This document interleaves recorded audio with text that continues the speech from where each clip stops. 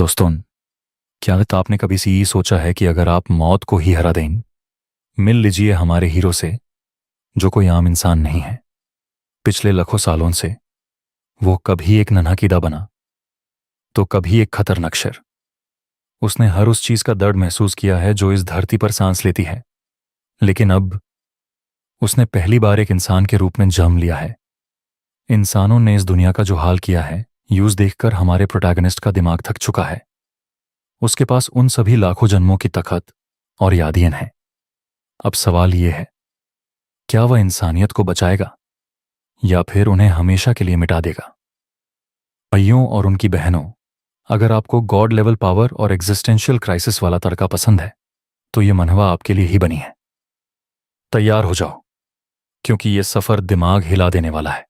तो हेलो दोस्तों, आज हम घुसने वाले हैं एक ऐसी दुनिया में जहां एग्जिस्टेंस खुद एक मजाक बन जाती है। आज की कहानी है मनवा एग्जिस्टेंस की। और भाई, ये कोई नॉर्मल क्रीचर नहीं है। ये वो क्रीचर है जो इंसानों के पैदा होने से भी पहले से मौजूद है। ना ये इमॉर्टल है, ना इसे मरने का डर है, क्योंकि हर बार जब ये मरता है तो ये फिर से पैदा होता है नए शरीर में, लेकिन पुरानी यादों के साथ। कभी ये पानी के अंदर तैरती हुई मछली बनता है, कभी आसमान का राजा एक ईगल, कभी कॉलोनी के पीछे भागती एक छोटी सी चींटी, और कभी धरती हिलाने वाला डायनासोर। अर्थ बदलती रही, स्पीसीज एक्सटिंक्ट होती रही, लेकिन ये क्रीचर हर बार बच गया। अरबों साल से एक ही साइकिल में फंसा हुआ, मरना, फिर से पैदा होना, फिर से मरना। और इस पूरी जर्नी में अगर किसी एक चीज से इसे सबसे ज्यादा नफरत है तो वो हैं ह्यूमंस। क्योंकि नेचर का रूल सिंपल है, ये सिंपल है। स्ट्रॉन्ग सरवाइव करता है, वीक मरता है। अगर कोई जानवर इसे खा गया तो वो नॉर्मल था, कोई इमोशन नहीं। लेकिन ह्यूमंस नहीं भाई, ये साले अलग लेवल के हरामी हैं। ये सिर्फ पेट भरने के लिए नहीं मारते, ये मजे के लिए मारते हैं, पावर दिखाने के लिए मारते हैं, शौक के लिए मारते हैं। और यही वजह है कि इस क्रीचर की आंखों में ह्यूमैनिटी सबसे गंदी स्पीसीज है। फिर भी ये ह्यूमंस से बच नहीं सकता, क्योंकि ह्यूमंस के पास है वो चीज जो किसी और के पास नहीं, वेपन्स, जो हर दिन इवॉल्व होते रहते। यही वजह है कि आज फूड चेन के टॉप पर ह्यूमंस बैठे हैं। अब सवाल ये है, क्या ये क्रीचर अपने अंदर जमा हुई सदियों की नफरत से पूरी ह्यूमैनिटी को मिटा देगा, या फिर खुद इतना पावरफुल बन जाएगा कि ह्यूमैनिटी को प्रोटेक्ट करने लगे? चलो देखते हैं। कहानी आगे बढ़ती है और एक बार फिर ये क्रिएचर ह्यूमंस के हाथों मर जाता है। इस बार एलिफेंट के शरीर में। अंदर से ये चाहता है कि बस अब खत्म हो जाए, एक परमानेंट डेथ। लेकिन नहीं, फिर वही दर्द, रीइंकार्नेशन। ऐसा लगता है जैसे पूरा शरीर क्रश हो रहा हो, और जितना ज्यादा दर्द उतना ज्यादा चांद कि अगला शरीर फूड चेन के टॉप पर होगा। इस बार दर्द कुछ अलग ही लेवल का था। इतना दर्द इसे पहले कभी नहीं हुआ, और इसी वजह से ये अपने नए जीवन का बेचैनी से इंतजार करता है। और फिर जन्म होता है, इस बार ह्यूमन के रूप में, टॉप प्रेडेटर। उसका नाम रखा जाता है एल-आई। अरबों साल में पहली बार उसे जन्म से एक नाम। लेकिन ये बच्चा रोता नहीं, बोलता नहीं, माँ कुछ भी कहती है, ये बस रिएक्ट करता है, शब्द नहीं निकलते। माँ घबरा जाती है, डॉक्टर के पास ले जाती है, रिपोर्ट आती है बिल्कुल नॉर्मल। डॉक्टर कहता है साइकोलॉजिस्ट को दिखाओ। बस यहीं से माँ का दिमाग खराब, सीधे डॉक्टर पर चिल्लाना, मेरे बच्चे को पागल बोल रहा है साले। उसकी माँ का नाम है यिल। ली के हिसाब से यिल थोड़ी इग्नोरेंट है, थोड़ी एरोगेंट भी। उसने वॉर में अपना पूरा परिवार खो दिया, पति भी चला गया, इस दुनिया ने उससे सब कुछ छीन लिया। फिर भी उसके पास एक बच्चा है। वो ली को पीठ पर बांधकर मार्केट में सब्जी बेचती है, दिन भर मेहनत। एल-आई के अंदर अभी भी ह्यूमंस के लिए नफरत है। उसे समझ नहीं आता माँ का ये प्यार क्या चीज है, लेकिन उसकी एक्शंस में एक वार्मथ है, और उसी वार्मथ की वजह से लाई उसे नफरत नहीं कर पाता। वो महसूस करता है शायद ये लाइफ थोड़ी अलग होगी। एक रात घर से दूर कुछ लोग एक क्रिमिनल का पीछा कर रहे होते हैं। अचानक उनकी नजर पड़ती है एक बच्चे पर जो एक ऊंचे पोल पर खड़ा है। सब शॉक में, ये बच्चा वहां पहुंचा कैसे? और तभी ली अपने पावर्स टेस्ट करता है। Perfect timing. वो फ्रॉग्स के बारे में सोचता है, और अगले ही पल उसके शरीर में फ्रॉग की एबिलिटीज। वो बिना डरे पोल से नीचे कूदता है। स्पीड चीटा की, स्ट्रेंथ डायनासोर की। एक ब्लिंक में एक आदमी ढेर। ली समझ जाता है इस बार वो सारे प्रीवियस लाइव्स की पावर्स लेकर पैदा हुआ है। सब क्रीचर्स की स्ट्रेंथ एक बॉडी में। उसे रीजन नहीं पता, लेकिन आउटकम पता है। ये लाइफ उसकी लास्ट लाइफ होगी, और ये सोचकर वो खुश हो जाता है, क्योंकि फाइनली वो मर सकेगा। वहां मौजूद लोग हिल जाते हैं। एक बच्चा एक पंच में किसी को मार दे, ये पागलपन है। एक डिटेक्टिव कंट्रोल खो देता है और ली पर अटैक करता है। ली जानबूझकर पंच खाता है, पेन को फील करने के लिए। उसे समझ आता है अगर वो पावर्स यूज न करे तो वो नॉर्मल ह्यूमन है। अगला पंच आने से पहले वो टर्टल की स्ट्रेंथ लेता है। डिटेक्टिव का अटैक बेकार, और ली काउंटर करता है, हाथ डिसलोकेट। चिंपैंजी की ताकत से वो ऑलमोस्ट उसे मार ही देता है, लेकिन तभी गन शॉट। ली रिएक्ट नहीं कर पाता। बुलेट उसके शरीर को चीर देती है, विजन ब्लर, वो गिर जाता है। सब डर के मारे भाग जाते हैं, क्रिमिनल भी, डिटेक्टिव्स भी। सुबह होती है, चारों तरफ सन्नाटा। बॉडी में बुलेट, सर्वाइवल इम्पॉसिबल लगता है, लेकिन जेलीफिश की इंस्टिंक्ट, वुंड्स हील हो जाते हैं। ली जिंदा है, लेकिन खुश नहीं। इतनी पावर मत हो, इतनी कंफ्यूजन। वो दूर देखता है और हवा में अपनी माँ की आवाज सुनता है। ली उस वक्त जिन के अंदर बस एक ही चीज थी, खालीपन। इतना ज्यादा कि वो अपनी माँ की चिंता तक को इग्नोर कर देता है। उसकी माँ उसे हर जगह ढूंढ रही है, गलियों में, बाजार में, हर कोने में, लेकिन जिन का मन करता है कि बस यंग की बाहों से निकल के सब कुछ छोड़ दे। फिर अचानक उसे याद आता है माँ के वो छोटे छोटे जेस्चर्स, वो आवाज, वो रोना, जब वो उसे नहीं ढूंढ पाती थी। और यहीं जिन रुक जाता है, क्योंकि चाहे वो कितना भी मॉन्स्टर क्यों न रहा हो, उस याद को वो झेल नहीं पाता। उसका शरीर भी जवाब दे देता है। थकान इतनी कि वो जमीन पर गिर जाता है और उसी पल में उसकी माँ उसे देख लेती है। वो दौड़ कर आती है, उसे कस के पकड़ लेती है, रोते हुए, ऐसे जैसे दुनिया वापस मिल गई हो। और ये माँ का प्यार, ये कोई नॉर्मल चीज नहीं होती। ये वो वार्मथ है जो जिन के अरबों साल से मरे हुए दिल को पहली बार जिंदा करती है। पहली बार जिन बोलता है, आई लव यू मॉम। इधर दूसरी तरफ पुलिस स्टेशन में क्रिमिनल पकड़ा जा चुका है। वो जिन के बारे में सब बताने की कोशिश करता है, उस मॉन्स्टर के बारे में, उस बच्चे के बारे में। लेकिन ट्विस्ट यहाँ है, एक कॉन्स्पिरेसी चल रही है। डिटेक्टिव उसी क्रिमिनल को धोखा दे देता है, कहता है ये सब कहानी बना रहा है अपनी गंदगी छुपाने के लिए, और जिन की एबिलिटीज दुनिया से छुपी रह जाती हैं। उस दिन के बाद सब बदल जाता है। जब भी जिन बाहर जाता है, उसकी माँ उसका हाथ ऐसे पकड़ती है जैसे कोई छीनना, कोई बुली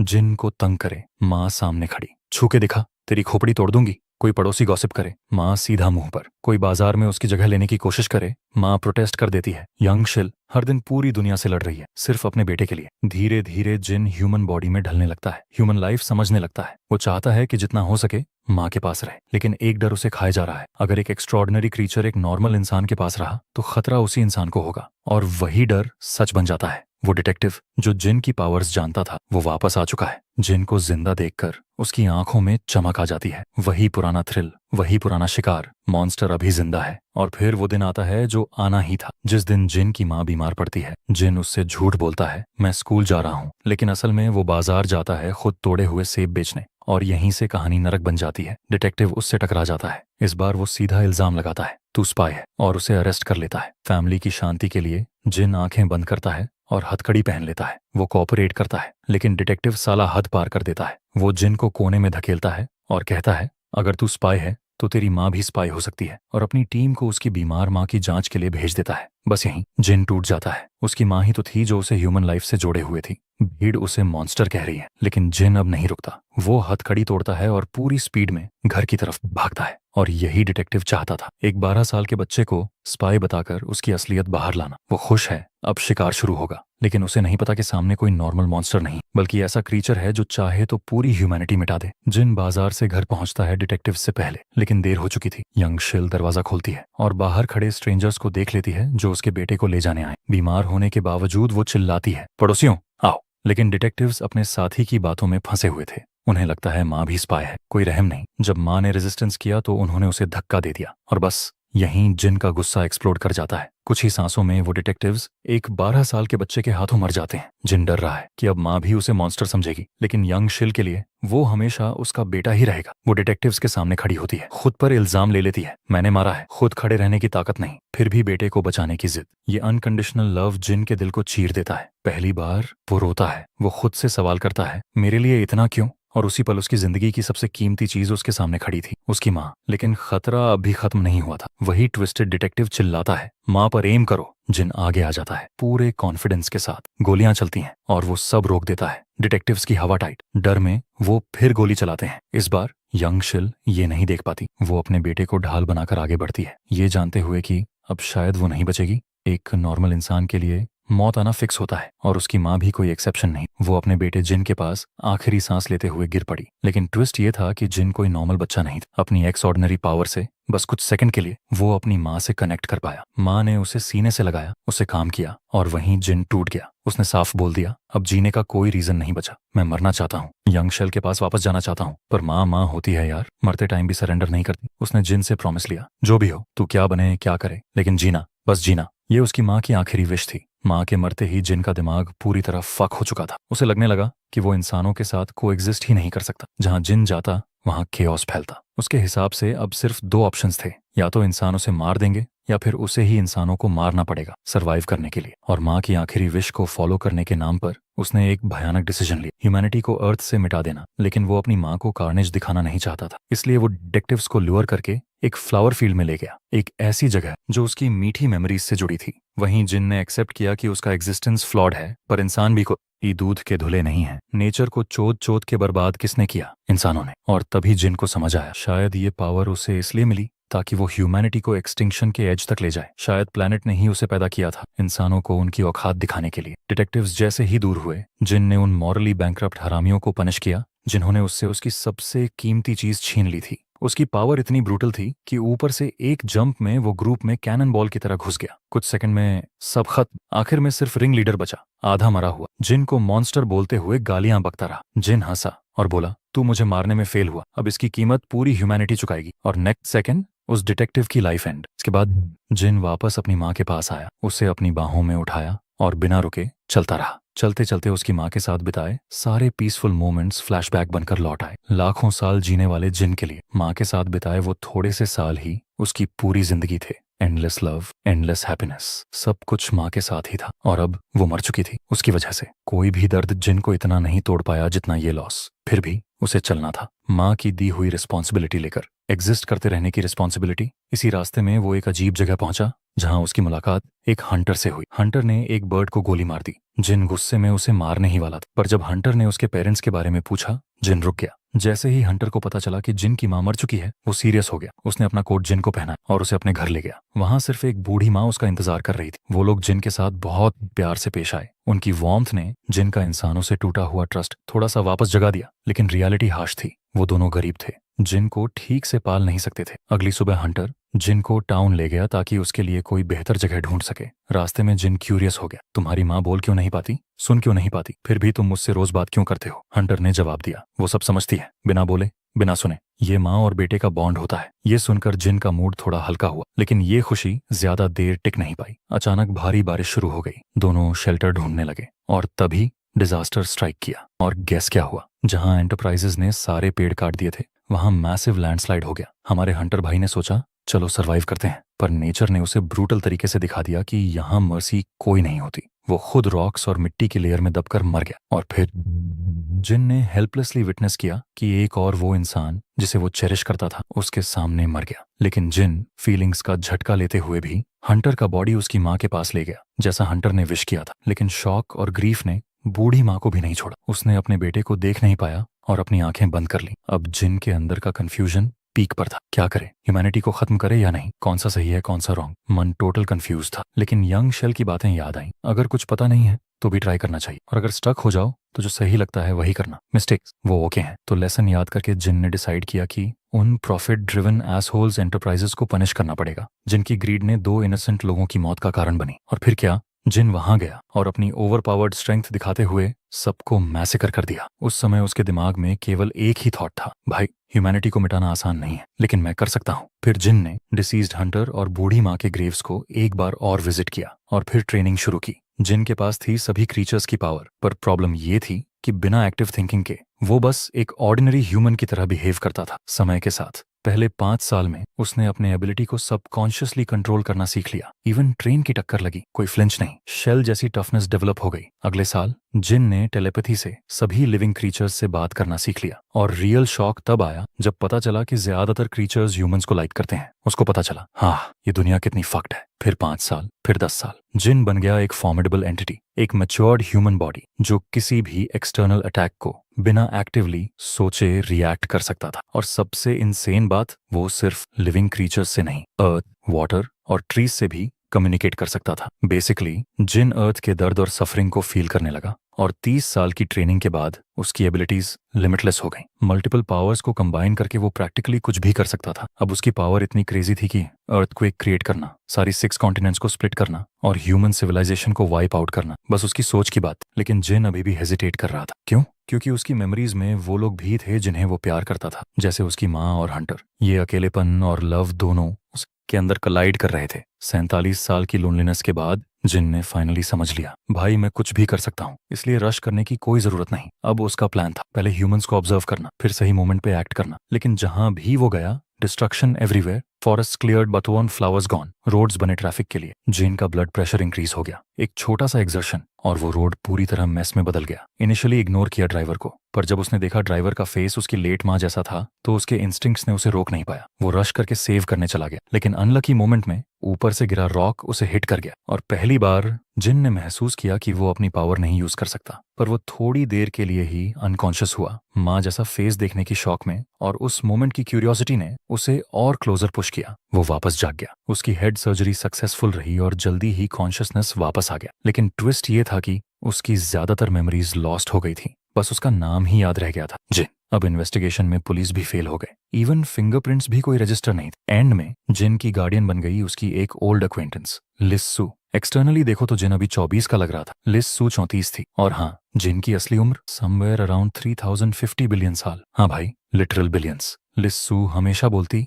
पोलाइट बोलो जिन, और जिन मैटरनल इंस्टिंक्ट के चलते अक्सर उसका हाथ पकड़ना चाहता था। काफी ऑकवर्ड था, पर लिस्सू उसकी प्लाइट देख के रेजिस्ट नहीं कर पाया और जिन बस रो पड़ा, बिना ये समझे क्यों। फिर लिस्सू उसे अपने फ्रेंड के कैफे में काम करने ले गई। शुरुआत में जिन का बोलना थोड़ा अनयूजुअल था, कुछ रीजनल डायलेक्ट का मिमिक्री टाइप, लेकिन आखिरकार कैफे ओनर ने उसे एक्सेप्ट कर लिया। अब जिन को यह स्वीकार करना पड़ा कि जीवन लिस्सू के साथ पूरा नहीं हो सकता, कम से कम अभी, और वो कैफे में ही अपना रूटीन बनाता है। मीनवाइल लिस्सू एनवायरमेंटल रिसर्च में बिजी थी और वो सोची कि अपना डॉग पीछे छोड़कर चलेगी, पर सरप्राइज ये था कि डॉग ने जिन के प्रति बहुत अफेक्शन दिखाया। और भी शॉकिंग बात, जैसे ही जिन ने डॉग को टच किया, मिस्टीरियस पावर्स एक्टिवेट हो गए और जिन ने महसूस किया कि लिस्सू की रिसर्च फैसिलिटी में कुछ अननोन क्रीचर है। इवन जिन के लिए भी ये क्रीचर मिस्टीरियस था। और गैस क्या, वो क्रीचर इंसानों से इंटेंस हेट्रेड फील कर रहा था। लिस्सू और उसकी टीम कुछ हाइड्रा ऑर्गेनिज्म स्टडी कर रहे थे। हाइड्रा ऑर्गेनिजम्स वो क्रीचर्स हैं जो छोटे से हिस्से से पूरा रिजेनरेट कर सकते हैं, कैंसर जैसी ग्रोथ। और टीम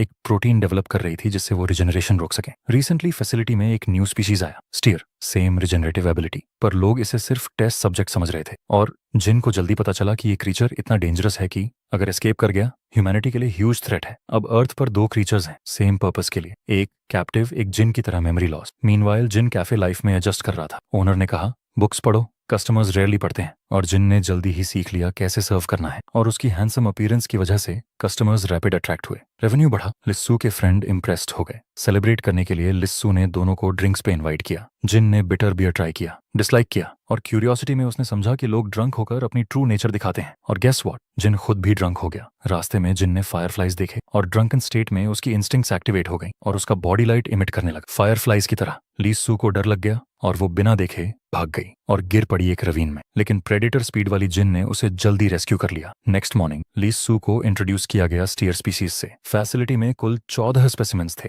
13 सेपरेट मदर ऑर्गेनिज्म के अलावा। एक्सपेरिमेंट में टीम लीडर ने मदर स्पेसिमेन पर एसिड डाला, स्टीयर मदर अनअफेक्टेड रही, पर बाकी 13 ने रिएक्ट किया। और कंफ्यूजन ये थी कि क्या ये 14 स्पेसिमेंस इंडिविजुअल एंटिटीज हैं या कनेक्टेड। रिसर्च टीम बैफल्ड थी। लिस्सू सुबह उठी और तुरंत टीम लीडर से जिन के केस के बारे में पूछ बैठी, और जो जवाब मिला बस लिस्सू का बॉडी ही शिवरिंग कर दिया। टीम लीडर ने बोला अगर कोई जिन जैसा इंसान है तो वो इंसान नहीं हो, बस एक रिसर्च सब्जेक्ट होगा ह्यूमैनिटी के एडवांसमेंट के लिए। और तभी लिस्सू ने डिसाइड किया कि वो जिन से सीधे बात करेगी। कन्फ्रंटेशन शुरू हुई। जिन, जो हमेशा सिंसियर है, सीधे बोल दिया मैं कुछ भी बन सकता हूँ, लेकिन मैं नहीं बनूंगा अगर लिस्सू को पसंद नहीं। लिस्सू ने एक और सवाल थ्रो किया, अगर तुम कुछ भी बन सकते हो तो बाकी मेमोरीज के साथ तुम क्या करोगे। और गैस क्या, जिन ने अनकॉन्शियसली रिप्लाई किया मैं ह्यूमैनिटी को एक्सटिंक्शन की तरफ ले जाऊंगा। लिस्सू शॉक्ड, लिटरली स्पीचलेस, और जिन बस फॉरगेट कर गया कि उसने ये रिप्लाई दिया था। कुछ सेकंड पहले उसने क्या कहा वो भी याद नहीं। लिस्सू को समझ ही नहीं आया। उसके सामने वाला इंसान कंप्लीटली अनप्रेडिक्टेबल था और ट्रूथ अनकवर करने के लिए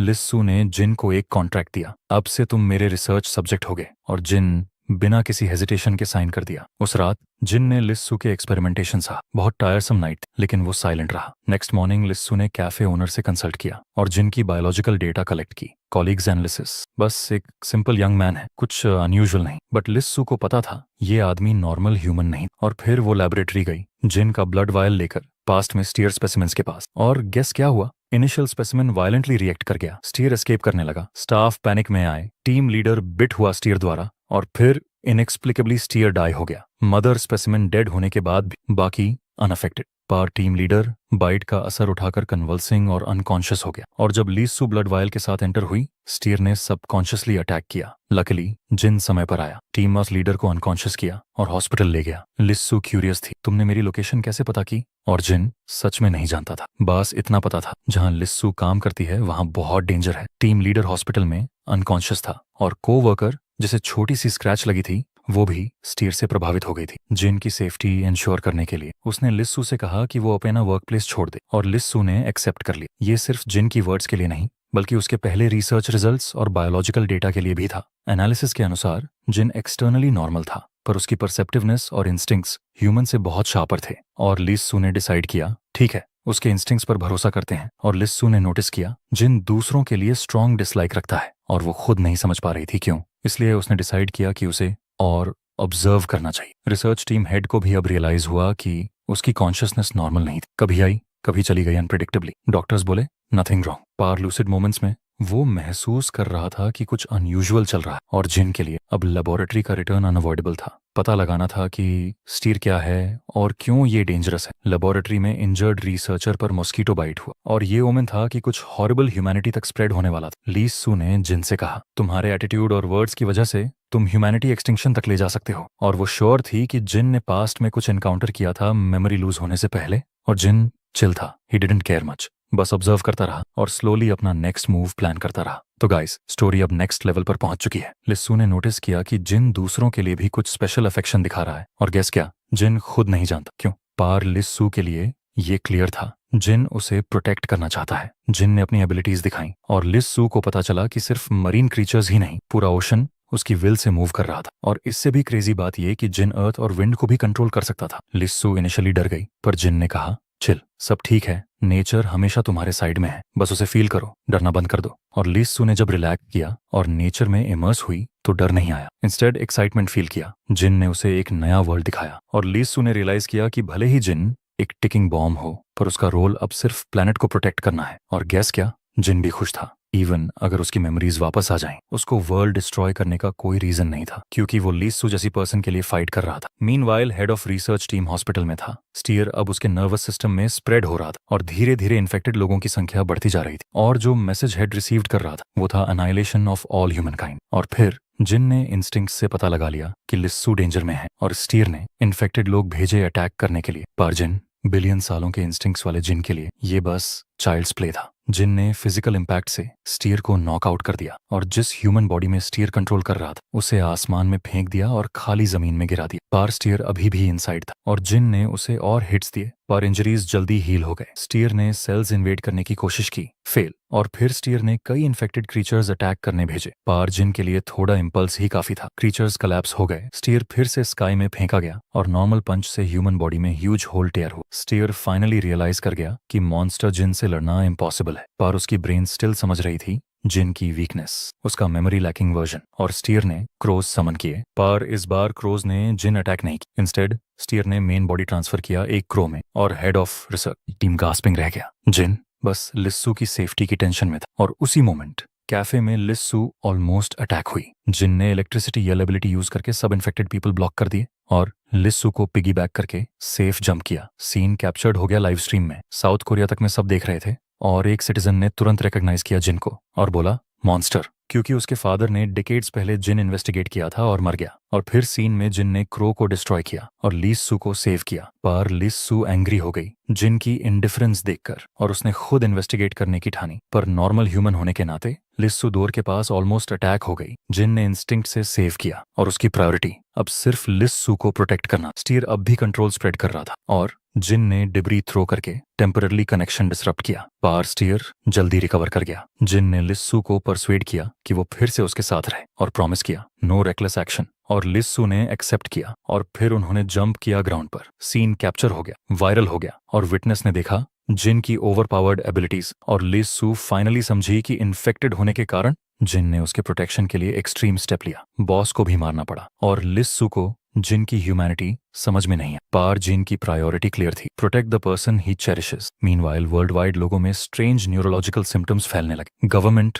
इसे इन्वेस्टिगेट कर रहा था, और पता चला आउटब्रेक लिस्सू की रिसर्च फैसिलिटी से आया, और कल्प्रिट था स्टीयर। रिसर्च टीम लीडर की फोल्डर ने सब क्लियर कर दिया, स्टीयर की एबिलिटी, कंट्रोल मैकेनिज्म और वीकनेस। और फाइनली ह्यूमैनिटी को बचाने का तरीका रिवील्ड, स्टीयर का होस्ट बॉडी डिस्ट्रॉय करना। जैसे ही स्टीयर के सारे गंदे सीक्रेट्स बाहर आए, जिन और लीसू बिना कुछ सोचे सीधे जेन के साथ वापस लैब की तरफ भागते हैं। इनको जरा भी अंदाजा नहीं था कि ऊपर से सरकार इनकी पूरा शिकार मोड में आ चुकी है। जैसे ही ये लोग लैब के गेट तक पहुंचते हैं, बाहर खड़ी होती है स्टेट मिलिट्री। पूरा माहौल ऐसा जैसे फिल्म का क्लाइमैक्स चल रहा हो। अगले ही सेकंड इन दोनों की फोटो इंटेलिजेंस ब्यूरो में सर्कुलेट हो जाती है। टैग लगा दिया जाता है, मोस्ट डेंजरस इंडिविजुअल्स, मतलब भाई बिना सुने बिना समझे सीधा दुश्मन घोषित। अब डिसीजन आता है, जिन और लिसु दोनों को अरेस्ट करो। और यहीं से जिन का दिमाग पूरी तरह घूम जाता है। जब बिना कसूर बिना प्रूफ दोनों को हथकड़ी डालकर पकड़ लिया जाता है, तो मिलिट्री सोचती है अगर रेजिस्ट किया तो फोर्स यूज करेंगे, मतलब सीधा दादागिरी। सिचुएशन इतनी बिगड़ जाती है कि बस एक चिंगारी और पूरा नरक टूट पड़ता।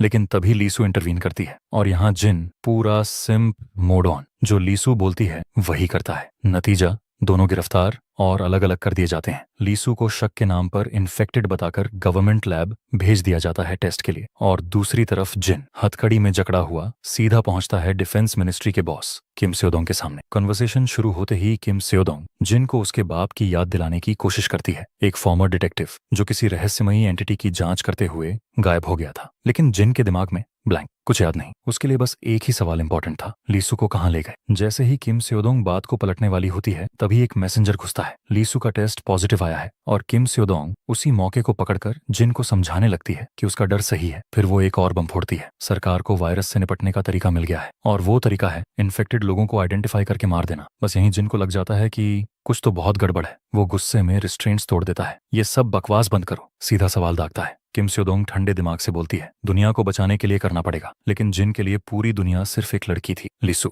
वो सीधा बुलेट प्रूफ ग्लास पर घूंसा मारता है, 1 2 3, थोड़ा और जोर और शीशा टूट जाता। लेकिन किम स्योदोंग बिल्कुल काम। वो अपनी जेब से एक पुरानी फोटो निकालती है, उसके पिता की डायरी से। फोटो देखते ही जिन के हाथ कांप जाते हैं, चेहरा, हाथ, सब कुछ उसकी माँ से मैच करता है। और तभी मेमोरीज फ्लड हो जाती हैं। जन्म का दिन, माँ की गोद, पहला आई लव यू मॉम, खुशियों के पल, और फिर जिंदगी की सबसे अंधेरी रात। इमोशन का ऐसा तूफान आता है कि जिन फूट फूट कर रोने लगता है। और यहीं से ह्यूमैनिटी का सबसे बड़ा दुश्मन ऑफिशियली वापस आ जाता है। दूसरी तरफ किम स्योदोंग प्रेसिडेंट को पिटिशन भेजती है, स्टीयर के खतरे को लेकर, उसकी स्पीड, उसका कंट्रोल और ह्यूमैनिटी के लिए उसका एंड गेम। सोल्यूशन, लिसु को मार दो। प्रेसिडेंट हेजिटेट करता है, एक इंसान को मारना, लेकिन फिर वही पुरानी गंदी सोच, मिनोरिटी को सैक्रिफाइस करके मेजोरिटी को बचाना। और आखिरकार अप्रूवल मिल जाता है। लिसु को अभी तक कुछ नहीं पता, वो लैब में अकेली बेखबर खड़ी है। और जिन मेमोरीज वापस आते ही वो कुछ और ही बन चुका है। एटीट्यूड बदल चुका है, आंखों में इंसान नहीं तूफान है। उसे अब सब याद है, अपनी माँ की मौत, और अब जो होने वाला है वो सिर्फ बदला नहीं, कयामत है। जिनके लिए अब किसी डिटेक्टिव को मारना कोई क्राइम नहीं था, उसके लिए वो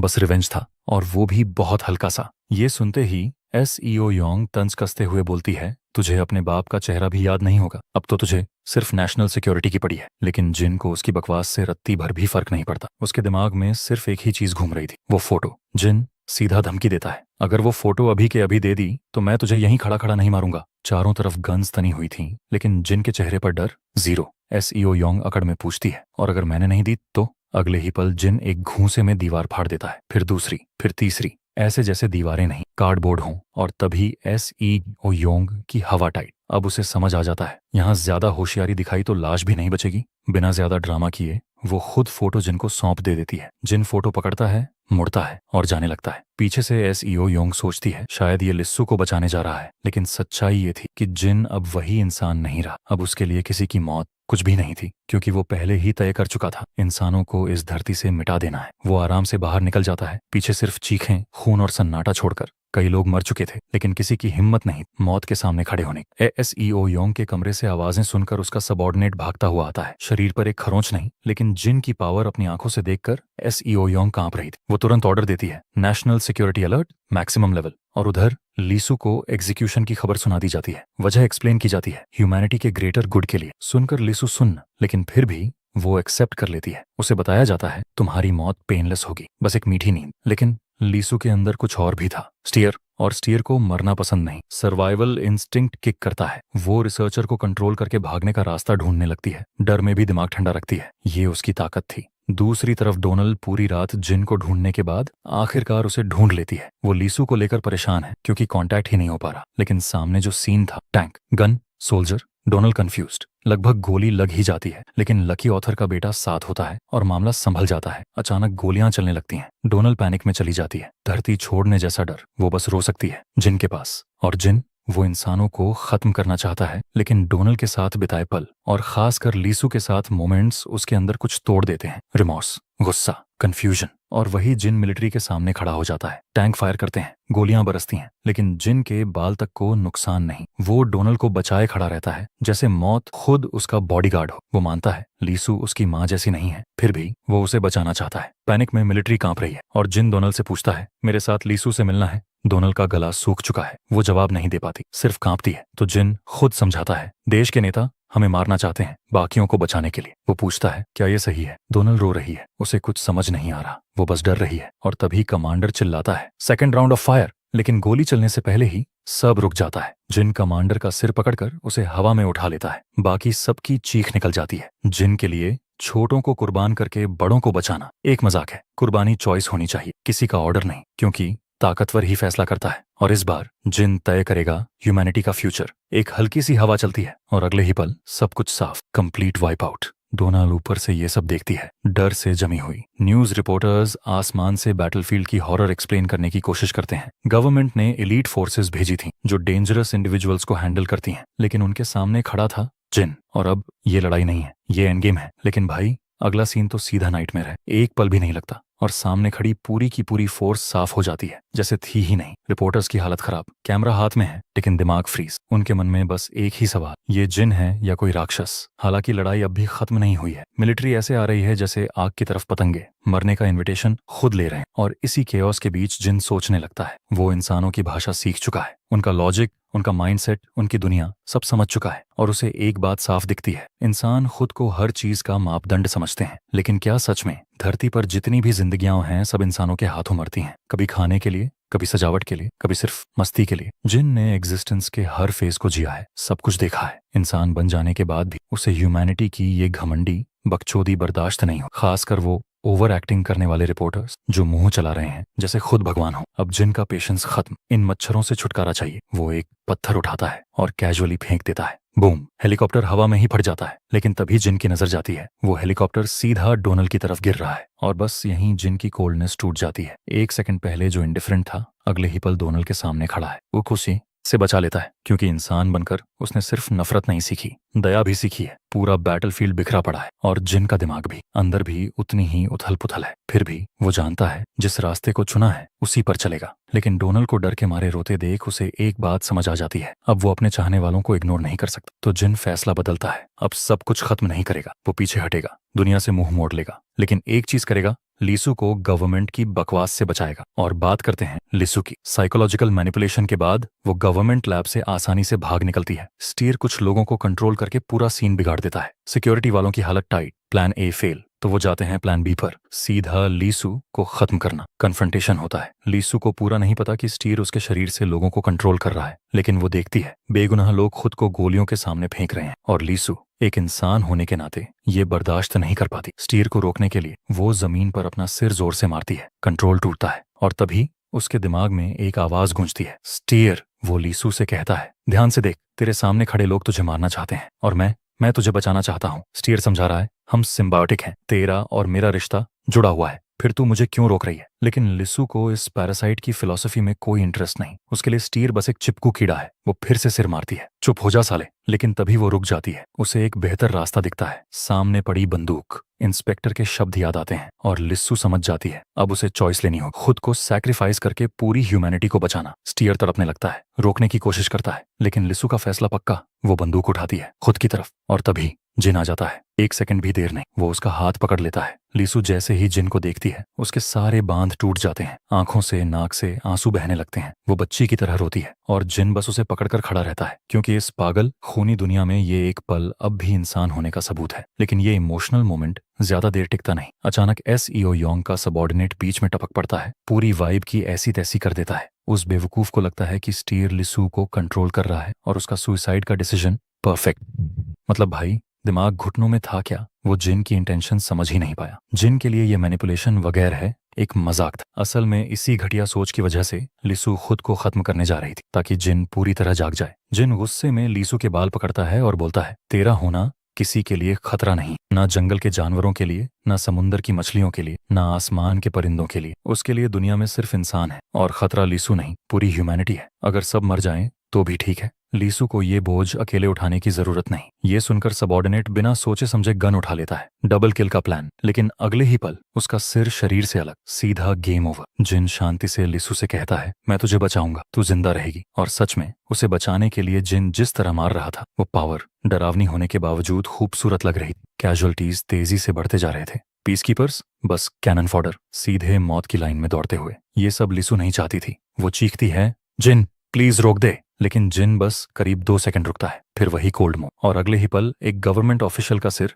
लिसु के सामने जमीन पर गिरता है। उस पल वो मासूम दयालु जिन पूरी तरह गायब था। अब सामने खड़ा था कोई ऐसा इंसान जो लिसु को खतरा देने वाले किसी को भी मिटा सकता था। जिनके लिए ये सेल्फ डिफेंस था, लेकिन लिसु के लिए ये बहुत भारी था। वो सोचने लगती है, ये मेरे सामने कौन खड़ा है। भले ही वो खुद को जिन कह रहा हो, लेकिन लिसु जानती थी ये वो दोस्त नहीं है जिसे वो जानती थी। जिन खुद मान लेता है, अगर पुराने नरम जिन से कंपेयर करें तो वो इंसान सिर्फ एक खाली खोल था। असली जिन वो है जो अब भी उसके सामने खड़ा है। दुनिया तबाही के कगार पर हो, फिर भी जिन एक बात पर अड़ा है, अपनी दोस्त को बचाना। मिलिट्री फोर्सेस पास आती जा रही हैं। जिन लिसु को वहां से ले जाना चाहता है, लेकिन लिसु मना कर देती है। वो सामने खड़े होकर बोलती है, मैं यहीं मरना चाहती हूँ। उसके हिसाब से स्टीयर ह्यूमैनिटी के लिए बहुत बड़ा खतरा है और सुसाइड ही सही रास्ता है। जिन का डिमीनर अचानक बदल जाता है। एक पल को वो सोचता है, लिसु के सारे हाथ पैर काट दूं ताकि जल्दी सब खत्म हो। लेकिन फिर वो रुक जाता है। उसे डर लगता है कि उसे दर्द होगा, और यही हेजिटेशन लिसु को हिला देता है। उसे समझ आता है जिन उसे नुकसान नहीं पहुंचाएगा। जब जिन उससे पूछता है, क्या तू सच में मरना चाहती है, तो लिसु का दिल डगमगाने लगता है। तभी जिन अपना सच बताता है। वो अरबों साल जी चुका है, अनगिनत जिंदगियां,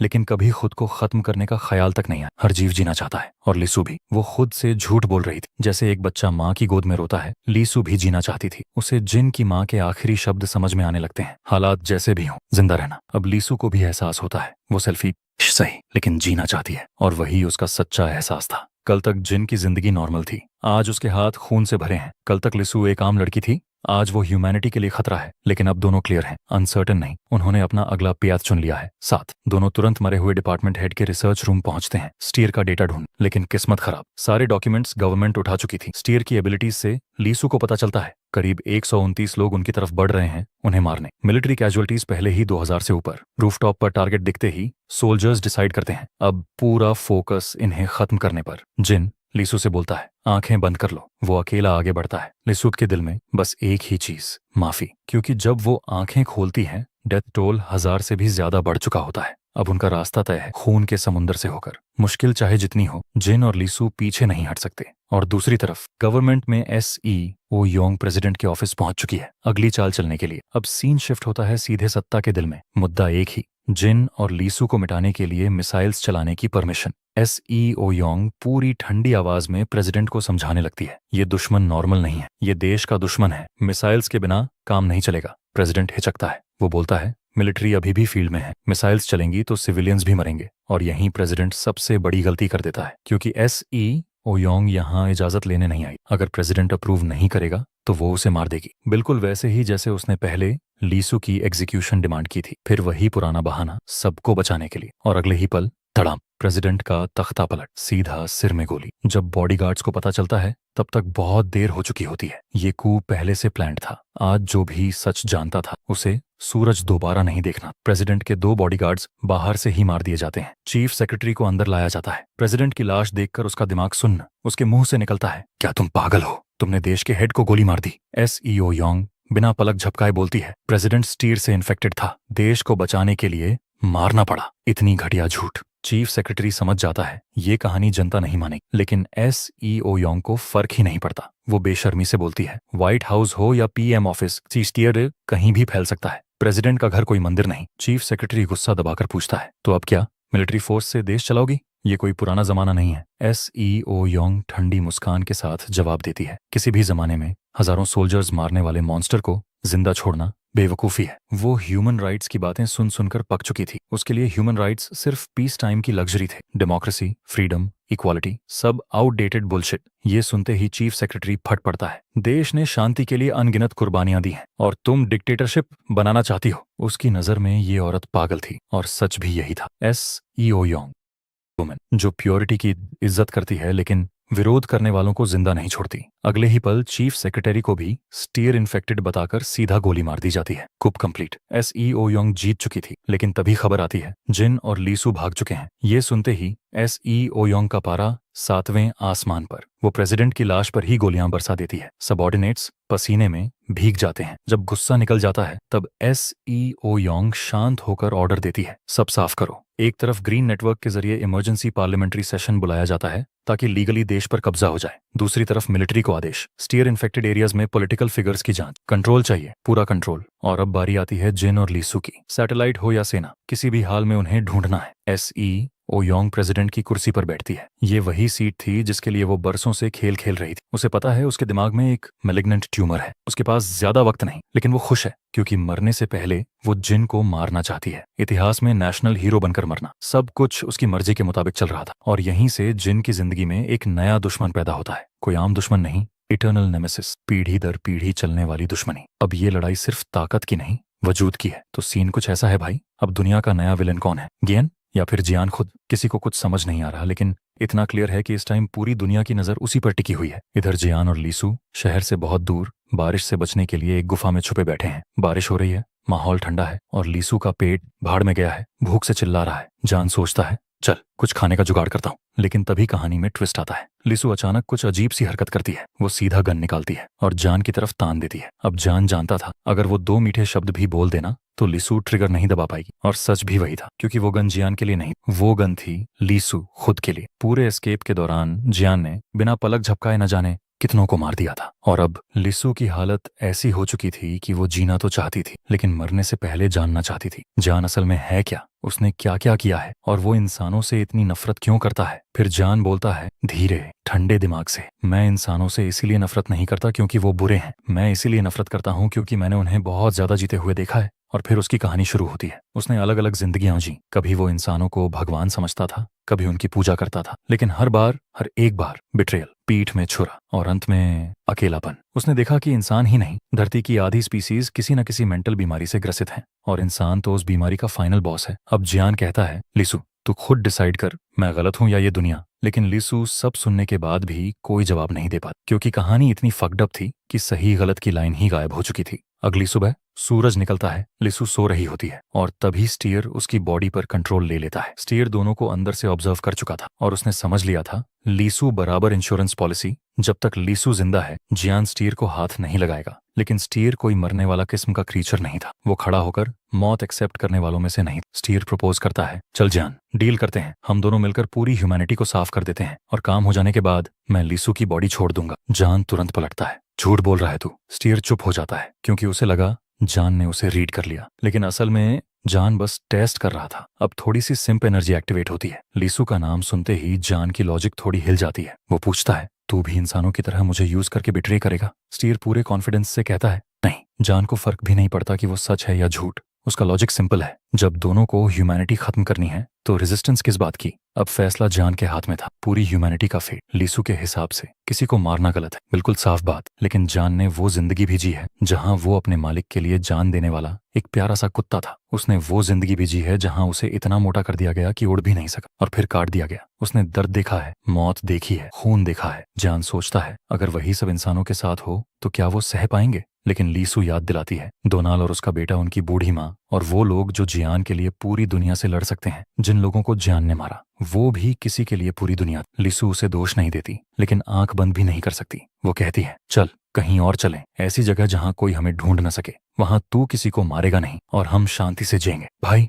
ये लाइन सुनकर जियान को ऐसा लगा जैसे किसी नॉवल में शादी का प्रपोजल पढ़ लिया हो। जब लीसू कंफर्म करती है कि वो सीरियस है, जान शर्मा जाता है, मुंह घुमा लेता है, लेकिन हाँ कह देता है। रात को वो एक फ्यूचर इमेजिन करता है, सिर्फ वो दोनों, कोई दुनिया नहीं, कोई ह्यूमैनिटी नहीं, बस शांति। और तभी मूड की माँ छुट जाती है। स्टीयर बोलता है जाग जा, तूने सुबह जो प्रॉमिस किया था भूल गया। स्टीयर धमकी देता है अगर तू ह्यूमैनिटी को खत्म नहीं करेगा तो मैं लिसू को मार दूंगा। जान का चेहरा नहीं बदलता, वो लिसू को किस कर लेता है, बस स्टीयर को अनकंफर्टेबल करने के लिए। स्टीयर शॉक हो जाता है। तभी जान रिवील करता है, मैंने तेरे सेल्स साफ कर दिए हैं, चाहूं तो अभी तुझे मिटा सकता हूं। स्टीयर को समझ ही नहीं आता कि ये बंदा इतना जीना क्यों चाहता है। लिसू इसके लिए वर्थ भी नहीं होनी चाहिए थी। स्टीयर पूछता है, तो ह्यूमैनिटी कब मारेगा? जान जवाब देता है, तू वेट कर, पहले मेरी विश पूरी होने दे। इधर दुनिया में पार्लियामेंट की मीटिंग मैसेकर बन जाती है। ऑपोजिशन को स्टीयर इन्फेक्शन का स्केपगोट बना दिया जाता है और एससीओ योंग सत्ता हथिया लेती है। वो स्पीच देती है, सारे डैमेज का ब्लेम जियान और लीसू पर डाल देती है। लोग उसे सेवियर मान लेते हैं, लेकिन जान को किसी थ्रोन, ग्लोरी या पावर से कोई फर्क नहीं पड़ता। इस लाइफ में वो बस थोड़ा सा वार्मथ चाहता है और वही उसके लिए काफी है। वो लिसू को एक डिजर्टेड आइलैंड ले जाता है जहां वो पहले भी आ चुके थे। 7 महीने गुजर जाते हैं, कोई उन्हें ढूंढ नहीं पाता। यूएन प्रेशर बढ़ा रहा है, एससीओ योंग की इमेज क्रैक होने लगी। उधर आइलैंड पर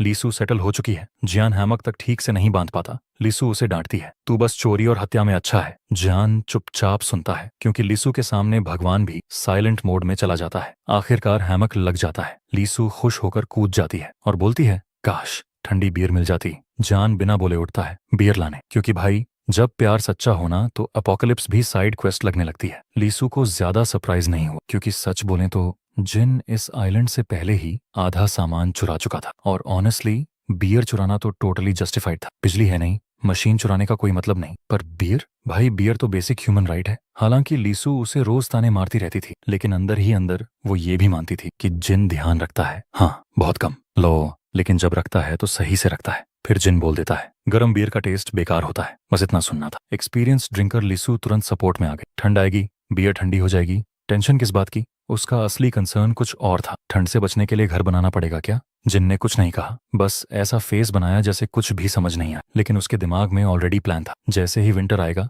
वो लीसू को उठाएगा और किसी दूसरे आइलैंड पर ले जाएगा जहां अभी भी समर चल रही होगी। Simple, no drama. ऐसे ही एक पीसफुल शाम आरामदायक बातचीत में खत्म हो जाती है। 7 महीने निकल जाते हैं। लीसू और जिन दोनों ठीक हैं, शांत हैं, जिंदा हैं, लेकिन एक है जो बिल्कुल ठीक नहीं है, स्टीयर। स्टीयर को समझ आ चुका था, जब तक लीसू जिंदा है जिन पूरी तरह मॉन्स्टर नहीं बनेगा, वो नॉर्मल इंसान बना रहेगा। स्टीयर की जान लिसू के अंदर रहने से बची थी, लेकिन ऐसे पीसफुली जीना ये स्टीयर का सपना नहीं था। उसको गोल चाहिए था, ह्यूमैनिटी का सफाया, और उसके लिए उसे बस एक चीज करनी थी, लीसू के बॉडी के थ्रू पूरी दुनिया को इन्फेक्ट करना, वॉर स्टार्ट कराना, और बस गेम ओवर। लेकिन स्टीयर ने एक बहुत बड़ी गलती कर दी थी। उसने बहुत आगे की प्लानिंग कर ली थी, क्योंकि अभी तक वो लिसू को पूरी तरह कंट्रोल ही नहीं कर पा रहा था। और इससे भी ज्यादा शॉकिंग बात, लिसू का शरीर स्टीयर के सेल्स के साथ अडेप्ट करने लगा था। अब स्टीयर को डर लगने लगा। उसने सोचा, अब नहीं किया तो कभी नहीं होगा। स्टीयर ने पूरी तरह लिसू को पोजेस करने की कोशिश की, और तभी लिसू ने उसे सीधा वार्निंग दे दी, एक भी गलत मूव किया ना तो जिन तुझे बिना सोचे मिटा देगा। स्टीयर को समझ आ गया, यहाँ ईगो नहीं, सर्वाइवल का खेल है। अब सीन शिफ्ट होता है दूर साउथ की तरफ। गवर्नमेंट सैटेलाइट एजेंसी अब भी उन्हें ट्रैक नहीं कर पा रही।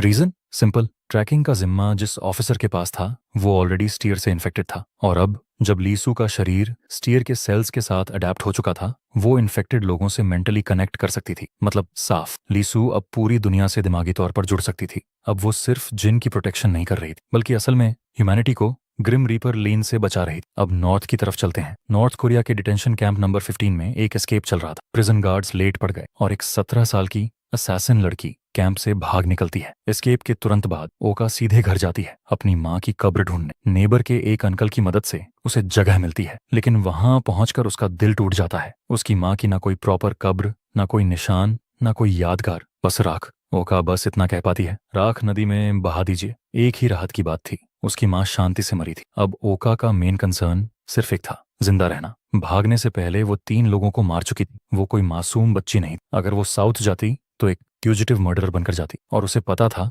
अब आगे जो भी होगा वो इजी नहीं होने वाला, क्योंकि जब दुनिया पागल हो जाए ना तो जिंदा रहना ही सबसे बड़ा अपराध बन जाता है। ओए को अच्छे से पता था साउथ की तरफ भागी तो पकड़ी ही जाएगी, कोई मिरेकल नहीं होने वाला। तो उसके दिमाग में एक ही ऑप्शन आया, किसी डिजर्टेड आइलैंड पर गायब हो जाओ। No log, no system, no बकचोदी। काफी दिन समंदर में भटकने के बाद आखिरकार वो आइलैंड दिख ही गया, लेकिन जैसे ही उसने पैर रखा उसका दिमाग हिल गया, क्योंकि आइलैंड खाली नहीं था। उसके सामने जो सीन था, एक कपल आराम से शाम एंजॉय कर रहा था। जैन हमेशा की तरह stone face, no emotion, no reaction, और लीजू थोड़ी सरप्राइज्ड, जैसे सोच रही हो ये अब कहां से टपक गई। लेकिन ओए उसके अंदर इमोशंस नहीं, पैनिक चल रहा था, सर्वाइव करना था किसी भी कीमत पर। दिल से माफी मांगते हुए भी ओए ने दिमाग में डिसाइड कर लिया, इन दोनों को मारना पड़ेगा, क्योंकि अगर ये जिंदा रहे तो उसका फ्यूजिटिव होना एक्सपोज हो जाएगा। अब फ्लैशबैक में चलते हैं। Detention camp number 15। रिकॉर्ड्स देखकर कैंप मैनेजर्स भी चौंक गए। ओए ने ऑलमोस्ट 3 साल पहले एनलिस्ट किया था, जबकि अभी वो सिर्फ 17 साल की थी। मतलब साफ उसने उम्र के बारे में झूठ बोला था और 46th स्क्वाड के कैप्टन को भी छूना लगा दिया। सोल्जर्स बोले, सर ये लड़की नॉर्मल नहीं है, ये कुछ ज्यादा ही अजीब है। लेकिन अजीब होना काफी नहीं था। ये लड़की तो सिर्फ तलवार लेकर दुनिया के 2 सबसे ताकतवर बीइंग्स को मारने निकली थी।